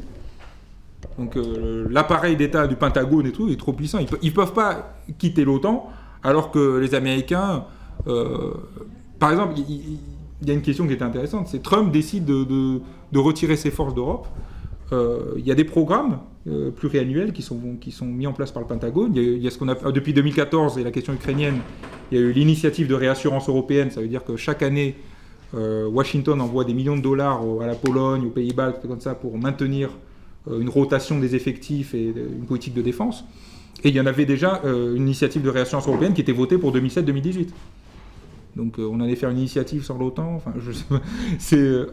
C'est honnêtement que de voir les dirigeants européens faire dans leur froc, c'était assez marrant, quoi. Mon Dieu, les Américains ne partaient pas. Bon, c'est juste une petite remarque que si les Européens étaient intelligents, etc., ils feraient autrement. Je pense pas que ça ferait une intelligence. Oui, non mais. C'est un peu aussi de l'intelligence. Mais bon, c'est quand même plutôt c'est les mêmes intérêts d'un côté et de l'autre. Non, pas forcément. La défense des mêmes intérêts. Je dirais pas les mêmes intérêts, je dirais des mêmes valeurs. Parce qu'ils disent qu'on a les mêmes valeurs. Les États-Unis, non, ils le disent. C'est pas vrai. Parce que dans nos sociétés sont extrêmement sécularisées. L'Amérique reste une nation chrétienne. Elle le dit, ça se voit dans son discours, dans son messianisme, dans sa façon de gérer la politique intérieure. Je veux dire qu'on ait encore un débat sur des arrêts cassés, sur la question d'avortement des cassés. Nous, ici, on est... je veux dire, un mouvement conservateur en France déclare qu'il est contre les politiques d'avortement répétées, hors pour raison... Aux États-Unis, c'est un débat ouvert. Nous, c'est un débat fermé ici. Donc, même sur la défense des valeurs, on dit qu'on a les mêmes valeurs. Oui, des valeurs démocratiques, libérales, c'est exactement ça. Ils se disent, on sait très bien que les Américains sont un empire avec une couverture de démocratie. Mais C'est la question qu'ils disent qu'on est une communauté de valeurs. Et c'est ce que Hillary Clinton défendait dans son... Elle dit, nous sommes une communauté de valeurs. Nous maintiendrons le lien transatlantique, nous ferons... Et puis ça sert de glacis. Ça sert de glacis. Les Américains ont intérêt à maintenir leurs relations avec l'Europe parce qu'au moins ils peuvent mettre leurs troupes en Europe. Sur donc, cet empire que tu viens de nommer, selon toi, est-ce qu'il peut perdurer encore longtemps en fonctionnant comme tu l'as présenté depuis ces pratiquement 50 dernières années? Ah mais il n'a pas fonctionné de manière linéaire depuis 45 ans. Oui, ils ont été au service, on va dire, une certaine logique s'est renforcée avec le temps et qu'on peut voir un peu plus les tentacules aujourd'hui. Donc est-ce que quand je dis perdurer, c'est après à court ou à long terme, que ce soit dans les 50, 100 prochaines années, ou comme la plupart des empires qui... Chaque empire a une fin. Voilà, est-ce qu'on peut atteindre cette fameuse barre des 1000 ans, etc. etc. Juste ton pressentiment, en fait, ton sentiment là-dessus. Il y a une chose que les Américains... Trump est, on va dire, l'antithèse d'Obama, mais il valide aussi ce qu'Obama avait commencé, c'est qu'on se dirige vers un mode post-américain. La Chine ne sera pas stoppée dans son ascension forcément, ne sera pas stoppée immédiatement dans son ascension économique. Elle continuera un peu. La Russie est de retour. D'ailleurs, c'est intéressant comment les Américains nomment le retour russe et l'affirmation de puissance chinoise. Ils appellent ça des puissances révisionnistes. Ils utilisent le revisionist power. Ça veut dire que révisionniste vis-à-vis de quoi? Vis-à-vis de l'ordre mondial américain. Comme ils ne refusent d'accepter les règles du jeu américaines, on le voit, Trump le fait d'une autre manière. Obama a promu, pour étirer le continent eurasiatique, Obama, lui, a promu 2 immenses traités de libre-échange pour étirer la masse. Donc le traité transpacifique d'un côté, containment anti-chinois, et le traité transatlantique de l'autre. Trump ne veut pas faire la même chose parce qu'il dit que ça affaiblit la base de puissance américaine et il essaye de faire d'une autre manière. Il fait des coalitions informelles, il fait des montées en puissance verbale et militaire il fait une diplomatie du bord du gouffre. Avec la Corée du Nord, c'était exactement le cas. En novembre dernier, on croirait que les États-Unis allaient mener une frappe préventive sur la Corée du Nord. Et 2 mois après, on se rend compte qu'il y a un diplomate sud-coréen qui dit « T'as envie de rencontrer Kim ?» Ah ouais, carrément. Le gars fait des allers-retours. Il essaye de manœuvrer d'une autre façon, quoi. Mais sur la question de est-ce que l'empire perdurera américain, c'est la question, c'est est-ce que le dollar sera toujours hégémonique, en fait. Et on se rend compte que le dollar est de plus en plus contesté par les Chinois. Les Russes mettent en place avec les Chinois des mécanismes de dédollarisation.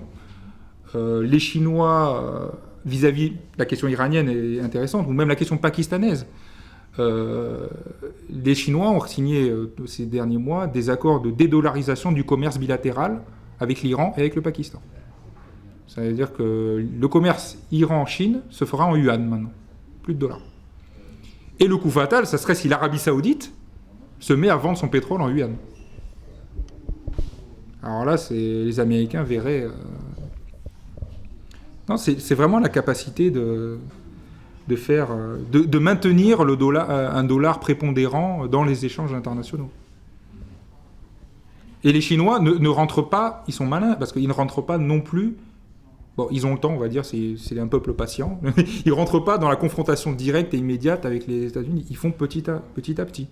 Ils disent, on crée une banque de développement chinoise et on crée une banque asiatique d'investissement dans les infrastructures, avec des capitaux chinois, des milliards. Tout le monde rentre qui vous voulez. Mais petit à petit, on voit que ces structures financières multilatérales internationales remplacent le FMI auprès de certains pays. Donc le FMI se plaint que, la banque import-export chinoise fait des prêts à taux zéro à des pays africains, et nous, on n'arrive plus à placer nos prêts. Donc du coup, ils essayent ils ne sont pas dans une démarche de non-coopération, mais au fur et à mesure, ils concurrencent. Jusqu'à ce que les États-Unis, ce qu'ils n'ont pas encore fait, acceptent la multipolarité comme un fait. Oui, nous ne sommes plus la puissance mondiale prépondérante, mais le problème, c'est que c'est vraiment une dépressurisation pour les Américains. Quand tu te dis que tu es la nation exceptionnelle dans le monde, destinée manifeste, qui a vocation à amener la paix et le bien dans le monde, te dire que tu n'es plus le seul à définir les normes, que ce soit de la puissance ou du commerce international, c'est vraiment une crise nerveuse pour eux. Justement, est-ce qu'on ne pourrait pas craindre une réaction irrationnelle justement des États-Unis à ce moment-là? De dire faire péter une guerre pour faire un reset complet. Une réaction irrationnelle, quoi. Les empires sur la France sont irrationnels. Si on peut interpréter ce que tu viens de dire comme le socle identitaire de ce modèle-là qui s'effriterait et les États-Unis sont perpétuellement en train de colmater ces fissures-là pour essayer de maintenir le régime. C'est une politique de ralentissement. Ils font tout pour ralentir une forme de déclassement. Donc là, ils sentent le déclassement arriver et c'est pour ça qu'ils sont aussi nerveux. Et Obama ne semblait pas nerveux, mais ses politiques étaient nerveuses quand même. Trump, lui, il est nerveux et il montre qu'il est nerveux. Donc, Ton propos, il me fait quand même beaucoup penser à la blague assez connue. C'est le chirurgien qui sort du bloc et qui dit l'intervention s'est parfaitement déroulée, mais le patient est mort. Et sur la Syrie, non, j'ai entendu. Oui, non, moi par rapport à ce que vous avez dit sur les néoconservateurs, j'ai déjà l'impression qu'ils ne respectent pas le droit international en faisant intervenir en communauté. Non, parce que le droit international et l'ONU n'est pas légitime à leurs yeux pour la sécurité et la justice. D'accord, mais de fait, ils ne respectent pas le droit international reconnu par tous les autres pays. Mais oui, mais ils ne sont pas comme tous les autres pays. Qui parle de la communauté internationale, dès qu'ils parlent de la communauté internationale, c'est grosso modo les... Ah, ça veut rien dire. Les gens qui te parlent, la communauté internationale n'est pas d'accord. Bon, c'est la France, le Royaume-Uni et... quand la communauté internationale doit réagir, en général, la communauté internationale qui parle, c'est les États-Unis, France, Angleterre, Allemagne, enfin les pays d'Europe. La Russie et la Chine ne sont pas de la communauté internationale, dans le vocabulaire. Et maintenant, ils pensent même à réformer l'ONU, parce qu'il y a des trucs qui disent, il a dit, l'ONU que nous avons mis en place en 1945, l'ONU que nous avons aidé à mettre en place pour avancer nos intérêts, merde, on se rend compte que les droits de veto russes et chinois sur la Syrie, et ils nous ont empêchés de mener une intervention légitime pour dégager Bachar al-Assad. Ils disent, maintenant il faut empêcher ces autres nations qui sont contre nous d'avoir des droits de veto répétés. Du coup, ils ne peuvent plus le faire pour Israël. Ils ne pourraient plus faire la même chose, mettre leur veto pour Israël. Ah mais si, eux ils le gardent. Ah, oui, non mais c'est un jeu. Et du coup, c'est surtout qu'ils sont incapables de se fixer des limites, ils ne sont pas pragmatiques, ils sont pas... C'est justement là où... C'est là où la question que le réalisme, si on regarde bien, on dit les Américains ne sont pas pragmatiques, ils n'arrivent pas à être réalistes dans leur position, il faut toujours qu'ils en fassent trop, ils sont dans l'idéologie, l'hubris, voilà. On dit les Américains c'est l'hubris militaire. Quand on regarde ceux qui ont promu le réalisme, l'école de pensée réaliste, ça veut dire ne pas intervenir tout le temps, équilibrer les puissances, jouer un jeu d'équilibre, ce ne sont pas des Américains. Kissinger est un Allemand. Il a étudié Metternich, le congrès de Vienne, il a étudié le traité de Westphalie du XVIIe siècle. Brzezinski est un Polonais. Hans Morgenthau est un juif allemand. Kenneth Waltz, tous sont des écoles européennes de pensée. Ils ont fait une transposition des écoles européennes de pensée. Mais le réalisme en tant que doctrine de relations internationales s'adapte très mal aux États-Unis. Les États-Unis, ce sont des moralistes, des idéalistes, mais dire qu'il faut mettre un frein à leur notion du bien ou de destinée manifeste, ça leur pose vraiment des problèmes. Ils ont été réalistes pendant la guerre froide, parce qu'en face, il y avait un monde bipolaire qui était obligé de bloquer aussi leurs aspirations à plus. Mais une fois qu'on a vu que le monde était devenu unipolaire en 91, on a vu la vague de démocratisation, de libre marché, des valeurs américaines, des interventions humanitaires, on a commencé à... Et là, on a vu l'Amérique sans bride, quoi, lâcher. Alors, l'Amérique aura beaucoup de mal à être réaliste doctrinalement. Elle peut être pragmatique. Trump peut l'être.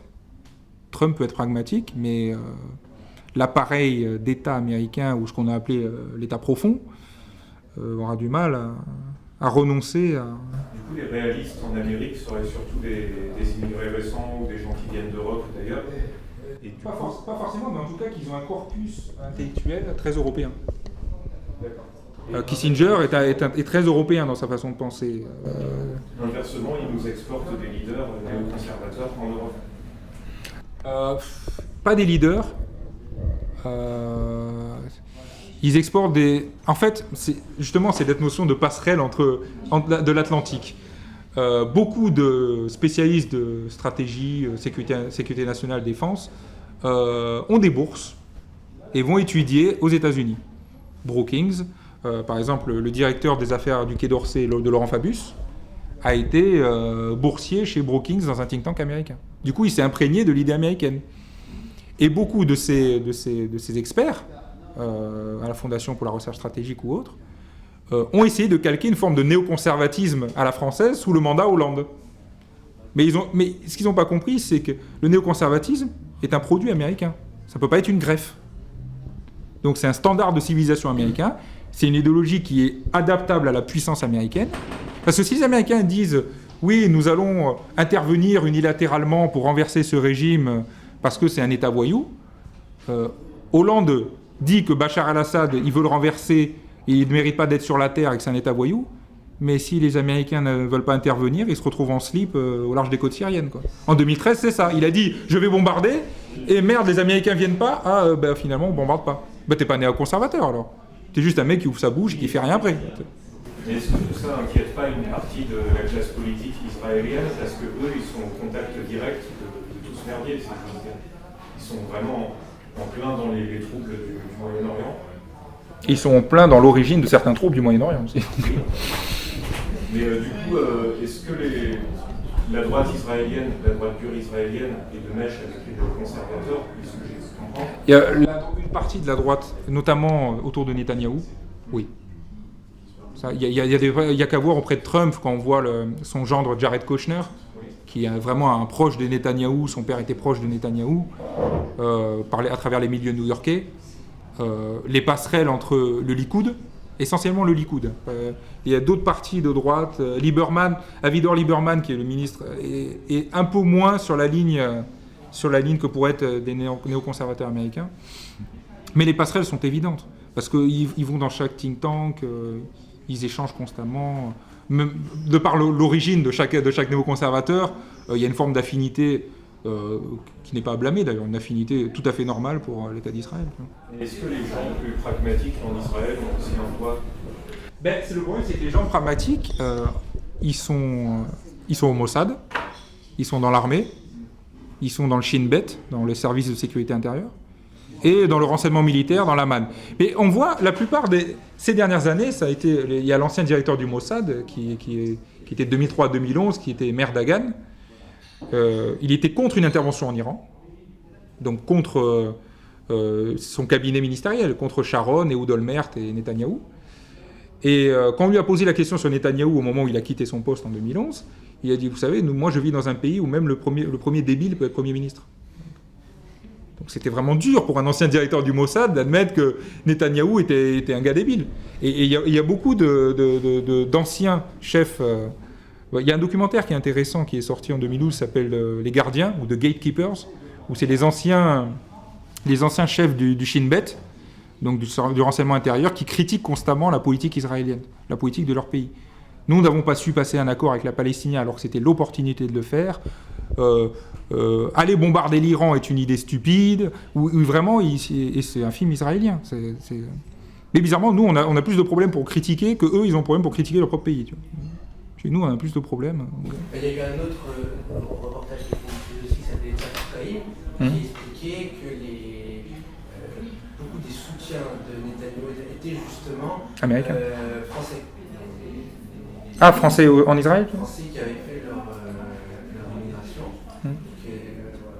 Ce qui explique un peu le retour en France de perceptions différentes qu'on peut avoir sur ce genre de politique. Parce que les réseaux de la droite israélienne ont beaucoup plus d'argent et beaucoup plus de diffusion que les réseaux de la gauche israélienne.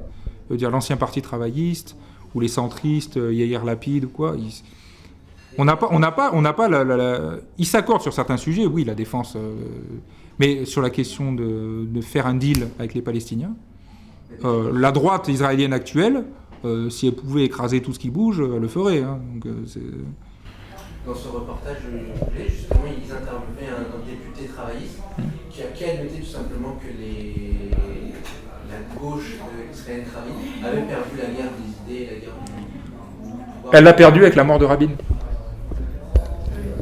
La mort de Rabin, qui était le dernier grand ancien du Parti travailliste, a porté... Il n'y a plus de leader vraiment charismatique à gauche, et surtout légitime. Parce que Netanyahou est un Américain. À la base. Il a été au Boston Consulting Group, il a fait des allers-retours en Israël. C'est pas un pro. Son frère, Netanyahou, est beaucoup plus respecté parce que... oui, mais je veux dire, il a été militaire, il avait fait le raid à Entebbe, il a été dans les forces spéciales, le Matkal. Oui, Matkal, il était dans le Sayeret Matkal, des commandos militaires. Et il a plus de... Mais Netanyahou est... Voilà, il joue sur le côté, je viens d'une famille... Mon père était le secrétaire de Vladimir Jabotinsky. Du coup, il joue sur cette filière. Mais Netanyahou, au niveau des services de sécurité israélienne, n'est pas aimé du tout. D'ailleurs, s'il pourrait le faire tomber pour corruption, ça serait bien. Est-ce qu'il y a d'autres questions? Moi, j'aimerais penser à Je ne sais pas trop comment l'année, mais finalement, les conservateurs et les milieux financiers américains, voire même, dirais-je, britanniques, sont connivents et ont repris, tout à l'heure on parlait d'empire, ont repris le vieux divisé pour régner de l'empire britannique pour foutre la merde au Proche et Moyen-Orient et faire en sorte qu'à l'échelle internationale, l'empire financier puisse continuer à piller en toute impunité. Mais c'est pas... Et du coup, ils ne peuvent pas accepter que des pays comme la Russie et la Chine qui mettent en place l'Union économique eurasiatique, les BRICS et puis la Banque asiatique d'investissement et tout ça, ils ne peuvent pas l'accepter puisque ça permet de développer les pays, les infrastructures des pays, permettre un progrès économique entraînant un progrès social, alors que l'empire financier s'appuie sur... Mais c'est pas du tout monolithique. Cette notion n'est pas du tout monolithique parce que si Trump, qui a son virage néoconservateur et qui affiche ouvertement son parti pris pro-israélien, le coup de l'ambassade, déménager l'ambassade à Jérusalem, aucun président ne l'avait osé le faire. Lui, il l'a fait, il a dit voilà, moi je fais un état de fait, l'Amérique soutient Israël, quoi qu'il arrive. Et voilà. Donc, mais si le raisonnement était que les néoconservateurs, la finance de Londres ou de Washington et tout agissaient en contraire, il laisserait Trump tranquille. Et bien, en même temps, Trump, à quelques jours de l'élection américaine, a annoncé qu'il ferait le Glass-Steagall Act, donc qui est un petit peu ce qu'a mis en place la Chine avec la Banque asiatique d'investissement. Il a dit qu'il séparerait les banques de dépôt et les banques d'affaires, c'est ça ? Il y avait aussi les infrastructures aux États-Unis. Donc, et ça, les néoconservateurs, ils n'en veulent pas aux États-Unis. Pas plus d'ailleurs dans le monde. Parce que sinon, il ne peut plus y avoir de pillage pour permettre aux milieux financiers de continuer à faire du fric. Sur la question de la coordination entre la stratégie néoconservatrice, la Fed, parce que c'est ça qu'on parle, et la City, la Fed est très inquiète de la yuanisation, c'est-à-dire que le yuan chinois prenne plus de place dans les échanges internationaux parce que ça fait $1000. Mais en contrepartie, la bourse de Londres et la City ont connecté leur marché avec la bourse de Shanghai et ont accepté de devenir la place forte européenne pour promouvoir le yuan. Il y a quand même des oligarques en Chine, malgré tout. Oui, il y a des oligarques. L'avantage du yuan, c'est mais ce tripode ne fonctionne pas toujours en coordination. Mais l'avantage du yuan à l'heure actuelle par rapport au dollar, c'est que le yuan s'appuie sur des infrastructures. Le dollar, c'est sur du virtuel. Non, c'est sur l'armée américaine. Je conseille. La spéculation à tout va, le dollar. Mais le yuan, on spécule beaucoup dessus aussi. Il baisse, il monte, il baisse, il monte. Il y a des crises boursières aussi. L'appellation même de BRICS, c'est Goldman Sachs qui l'a créé. Aujourd'hui, comme dirait Narendra Modi, aujourd'hui, ce n'est plus un simple anachronisme. Ce sont un ensemble de pays qui se voient par rapport à leur potentiel futur et pas par rapport à leur richesse actuelle. Mais Narendra Modi lui-même a des problèmes avec ça. Parce qu'il fait un virage pro-américain. Je ne sais pas, en même temps, ils viennent de se rencontrer avec Xi pour continuer des relations malgré les problèmes problèmes qu'ils ont au Pakistan et avec je ne sais plus trop quoi. Le corridor économique. Pour le corridor économique entre une partie de la Chine et le port de l'Afghanistan. Voilà. Mais la question, c'est que l'avantage qu'a les Américains par rapport même à l'Asie, c'est qu'ils sont extérieurs à la masse continentale. Donc ils peuvent gérer les rivalités en extérieur, comme une île.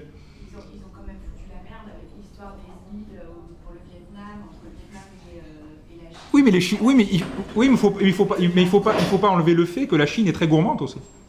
Si la Chine avait une politique plus intelligente, les Américains ne se grefferaient pas sur les revendications des Philippines, du Vietnam, de la Malaisie. Le problème, c'est que les Chinois aussi sont très très gourmands. Et venant d'une famille un peu vietnamienne, on sait très bien que les Chinois ont ce côté un peu d'accaparement. Et l'avantage des Américains, c'est qu'ils ne sont en contact frontalier avec aucune de ces puissances. C'est-à-dire qu'ils peuvent jouer sur le sentiment d'insécurité de la Russie en disant « Vous voyez la masse chinoise, et vous avez une Sibérie orientale qui est complètement vide. Les Chinois vont vouloir peut-être annexer pour... » Ils jouent sur ce dossier. Ils jouent aussi au dilemme de ces... Après, ça ne veut pas dire que dans le fin, ce sera le cas. Non, c'est pas le cas, mais ils arrivent à jouer sur les dissensions. La question que... Ils veulent empêcher la progression, justement, par rapport au milieu financier, pour la spéculation financière. Si les gens se développent, si notamment on prend l'Ukraine... Les Chinois se développent pour mettre leur développement au service du droit de la mort. Ils ont réussi à sortir 700 millions de personnes de l'extrême pauvreté dans leur propre pays. Et en mettant en place leurs infrastructures, Ils étaient très ancrés dans la pauvreté. C'était pas très compliqué de les faire sortir. Vous prenez l'Afrique, c'est la même chose. Oui, mais là, ça a été quoi l'avantage de la Chine ? Ils aident des pays africains à financer des projets comme par exemple les chemins de fer entre Addis Abeba et Djibouti. Alors même si au bout à Djibouti il y a un port avec les Chinois, mais en attendant le reste du temps, ça permet à des Africains de sortir aussi de l'extrême pauvreté. C'est un effet collatéral qui n'est pas voulu. Mais à long terme sur l'apport plus que de la Chine, mais de l'Empire chinois en Afrique, surtout sur le plan qualitatif, on n'a pas assez de recul pour voir. Donc sur l'instant, oui, on participe à une certaine... Il y a un partenariat exclusif, presque tout ça, justement, il y a une lutte très forte là-dedans, mais pour revenir sur juste ce que tu disais avant, je pense qu'on est dans des concurrences entre géants, la Chine, la Russie, les États-Unis. Il y a des codes qui peuvent à un moment donné s'établir dans certains processus qui concernent la finance, l'économie, le social, etc. Et que rien n'est blanc, rien n'est noir et qu'on est encore... C'est certain. Et la Chine, c'est l'avantage, c'est que la Chine, elle a été choisie par les États-Unis. La Chine a été choisie par les États-Unis pour être l'usine du monde.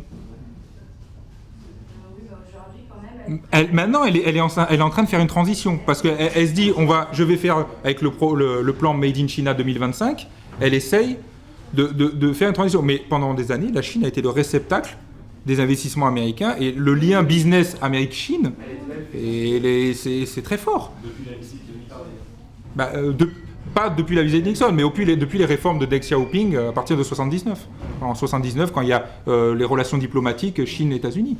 À partir de là, le business américain, on voit le problème, la question avec Trump, ça a été toutes les entreprises de la tech, de la grande distribution, produisent en Chine. Toutes les entreprises américaines ont fait le choix de la Chine parce que c'est l'atelier du monde. Donc la Chine a bénéficié d'une forme de transfert de technologie, de capitaux, et c'est comme ça aussi qu'elle a pu après capter et mener son truc. Aujourd'hui, elle transfère ce savoir-faire à d'autres pays comme le Kenya. Aujourd'hui, elle transfère sa dernière technologie nucléaire à un pays comme le Kenya. Nucléaire civil ? Oui, mais un transfert de technologie, le Kenya ne sera jamais la Chine. Comment dire ? Il y a toujours un décalage. Non, mais il y a un décalage, mais entre parties, elle transfère une partie de sa technologie de nucléaire civil, mais au niveau de l'impact sur l'emploi kényan, les investissements chinois, c'est comme ça. Au niveau de l'emploi local, regarde, au Kenya, ils ont fait le SGR, le Standard Gauge Railway, ils ont fait la grande voie ferrée de Mombasa, Nairobi pour l'Ouganda, ce qu'on appelle le corridor nord. Ils ont fait aussi des trucs, mais ils arrivent avec leurs capitaux, leurs ouvriers, et ils ne restent... Ah si. Ah si. Alors là, Ah si. ils ont déjà, c'est vrai qu'il y a une partie de leur ouvriers, je suis d'accord, parce que Grande majorité. Les Kenyans ne sont pas formés, mais ils ont formé les Kenyans, et ce sont les Kenyans qui vont, ce sont les conductrices kenyanes qui vont piloter les... Non, mais sur les conductrices, mais sur le chantier. Sur le chantier de Mombasa et de Lamu, c'est majoritairement des Chinois. Il n'y a pas d'industrie kenyane, donc forcément, il faut bien qu'ils aient des machines. Mais oui, mais pour l'industrie, pour que le Kenya développe son industrie propre, il ne faut pas qu'il fonctionne en libre-échange ouvert avec la Chine. Ils les ont formés en même temps. Non, mais ils le forment parce que... Voilà. Mais sur le court terme, je suis d'accord, mais sur le long terme, il vaut mieux apprendre à quelqu'un à pêcher plutôt que de lui donner un poisson. Oui, mais tu parles de l'industrialisation. Est-ce que la Chine favorise l'industrialisation du Kenya? Et bien, en transférant leur technologie nucléaire, ils vont Transférer la technologie, ils ont transféré une centrale. Une centrale. La technologie, on voudrait qu'il y ait des... La technologie. C'est exactement ce dont a bénéficié la Chine dans les années 80 de la part de la France et d'autres pays. Avec un transfert de technologie. Il y avait déjà des structures sur place académiques et industrielles qui permettaient d'absorber ce transfert. Chose qui n'est pas nécessaire au Kenya. Il y a aussi. Il n'y a pas un budget recherche-développement au Kenya pour mener une industrie dans ce domaine. C'est pas à cause des Kenyans, ni à cause des... Si je peux rajouter une chose. Est-ce que c'est pas à cause du FMI? Est-ce que c'est pas à cause des... Bah oui, non mais la question c'est... Non mais oui. Non mais la question c'est que les Africains, quand on parle avec eux, ils ne voyaient pas la Chine avec tout rose. Ces dernières années, il y a quand même un changement sur les investissements chinois en Afrique. Donc peut-être qu'aujourd'hui, on peut nuancer plus, si tu veux, dans ce sens-là. Je vais te donner un exemple pour juste contrebalancer avec l'Éthiopie, c'est ça? Ouais, l'Éthiopie, ouais. Alors, ces dernières années, un pays qui est moins loin que l'Éthiopie, qui est plus proche, il y a plus d'infrastructures, etc., le Maroc. Ces 10 dernières années, on les compte plus, les chantiers d'investisseurs chinois, etc. Il y a des conducteurs d'engins, il y a des ouvriers qualifiés aussi, etc. Mais quand on décède, il y a des contreparties, il y a des conditions qu'à un moment donné, on se met d'accord. Et moi, ça, j'ai pu le voir, c'est pas je l'ai lu dans un article. J'ai pu me rencontrer des Chinois chefs dans la région du Moyen-Atlas, à Meret, où ils parlent le dialecte, ils rentrent facilement. En fait, c'est une des grandes forces de la Chine aujourd'hui, c'est que peut-être ils ont l'air un peu fermés, etc., mais ils planifient à long terme, donc ils savent ce qu'ils font en venant, ils demandent des conditions où on amène nos propres ouvriers, si vous l'acceptez pas totalement, on va faire en sorte qu'ils soient 80%, et que après, avec le temps, peut-être ça évolue, parce qu'il y a des pressions qui s'exercent aussi de l'intérieur. Comment ça, pendant 10 ans, 15 ans, on voit toujours les mêmes entreprises chinoises qui arrivent, les autres, nous, sont toujours sur le trottoir, etc., etc. Donc il y a eu un changement, mais au début, ils ont de la main-d'œuvre, pas cher, ils peuvent exporter quand ils veulent, c'est aussi une de leurs forces. Donc quand ils vont gagner des marchés étrangers, c'est un peu le pays qui les accueille, il le sait très bien, donc il jouera le jeu. Après, au fur et à mesure, avec le temps, peut-être. C'est pour ça que dernièrement, peut-être à l'Éthiopie, on peut voir plus. Voilà, et l'avantage de l'Éthiopie, c'est que l'Éthiopie, dans le plan chinois, ils ont créé ce qu'on appelle des ZES, des zones économiques spéciales. Donc ça veut dire qu'ils font produire, ils installent des usines, des industries chinoises en Éthiopie, et de là, mais tous les pays africains ne bénéficient pas de ce. Voilà. Et le Kenya ne rentre pas dans un plan ZES. C'est pas encore homogène, mais en même temps, est-ce que ça peut devenir, je ne sais pas. C'est vrai que selon les pays, ça se fait différemment. C'est clair. Ces dernières années, on compte plus le nombre de révoltes anti-chinoises en Afrique. Je veux dire, en Zambie, au Mozambique. Et les ONG américaines, se grèvent sur ça. Ils disent, vous voyez, les entreprises chinoises, bon, ok, elles vous font des prêts préférentiels, elles vous font le deal, on vous construit une voie ferrée, en même temps on a le pétrole un peu moins cher, donc ils font comme ça. Voilà.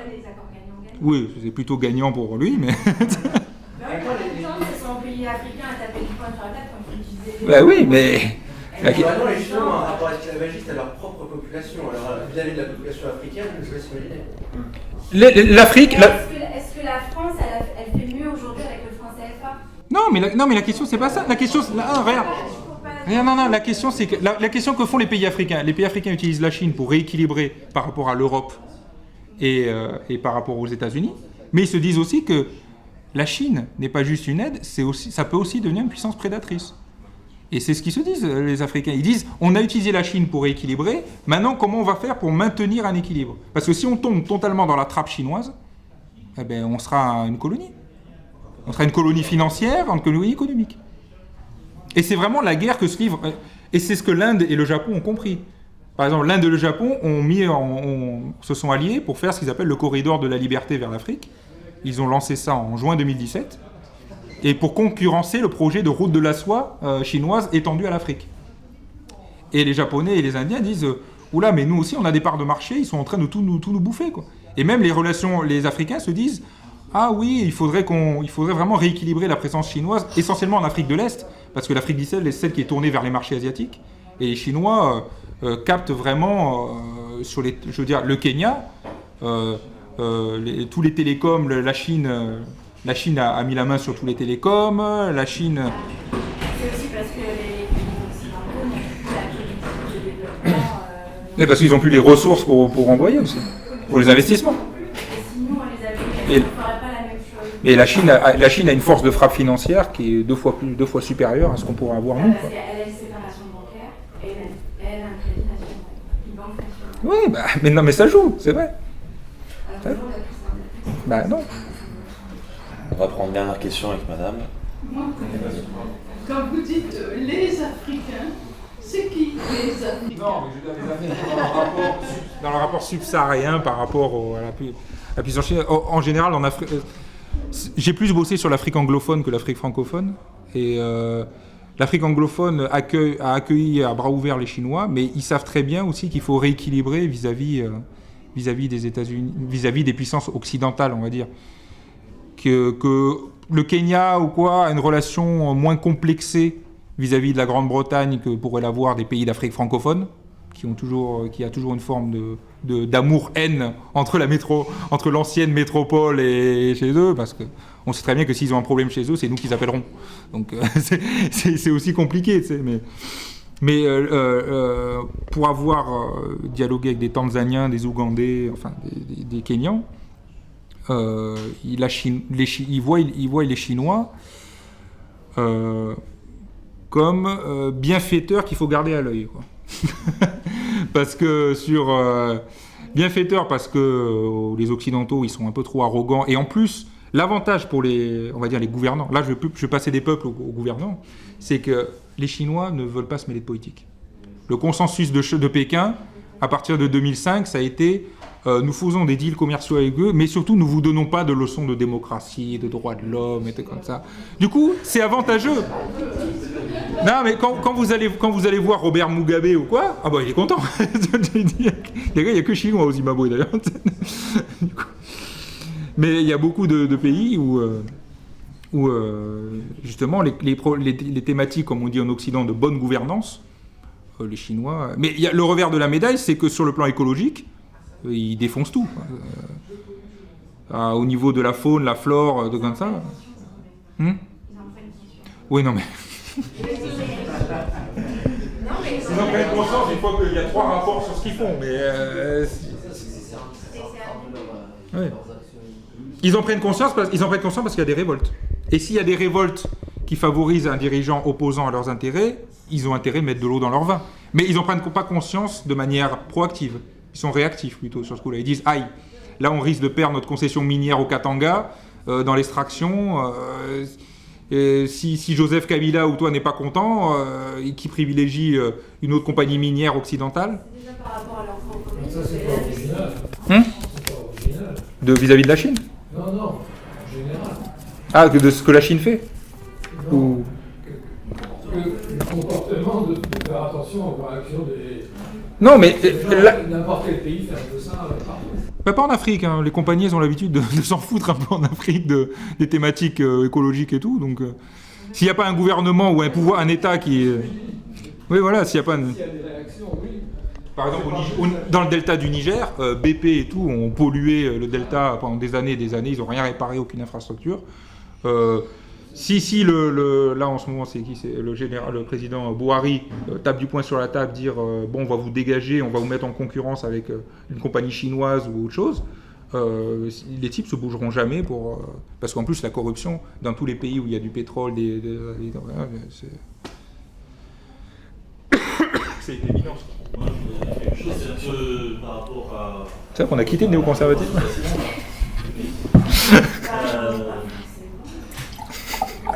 En tant qu'historien, et vous avez peut-être envie de combler, si on peut, le vide sidéral de la connaissance du peuple par rapport à la géopolitique. Est-ce que vous avez des curseurs ou des instruments qui permettent de mesurer telle ou telle évolution dans les mentalités, dans la connaissance des jeunes, des moins jeunes, par rapport à tout ce qui se passe en ce moment? On va dire que la jeunesse est très hétérogène. Ça, là, j'enfonce une porte ouverte.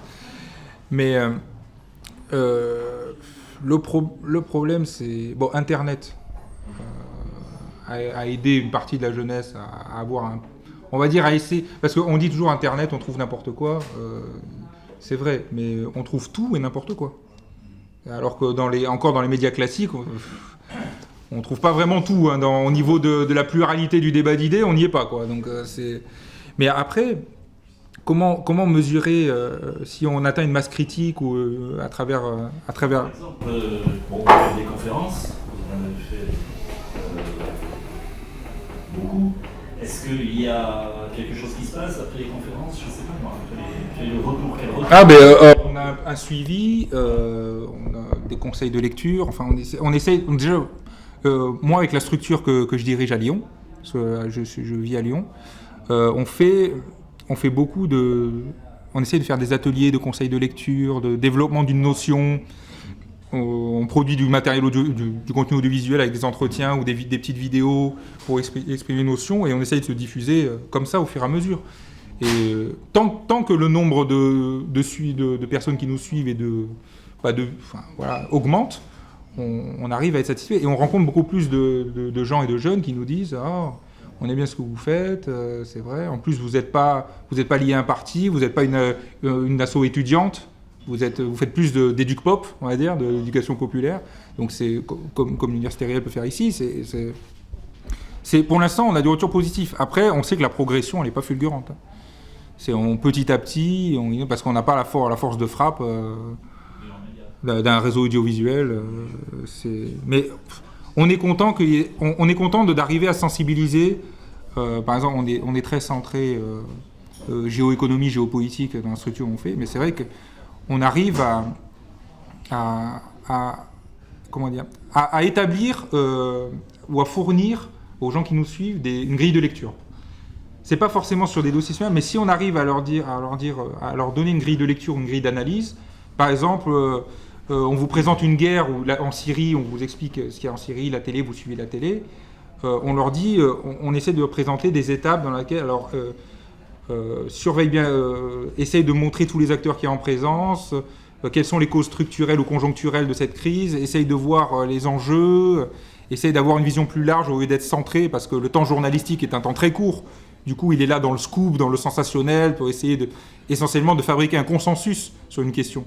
Alors qu'il faut vraiment essayer de... Voilà, c'est ça. Et c'est donner une grille de lecture et établir un regard critique et une distance vraiment à l'information qui est donnée, on va dire. Et tant que ce processus, on voit qu'il se porte bien et qu'il y a de plus en plus de résultats, on essaie de continuer avec nos moyens, quoi. On va en rester là. Merci Clément, merci à tous.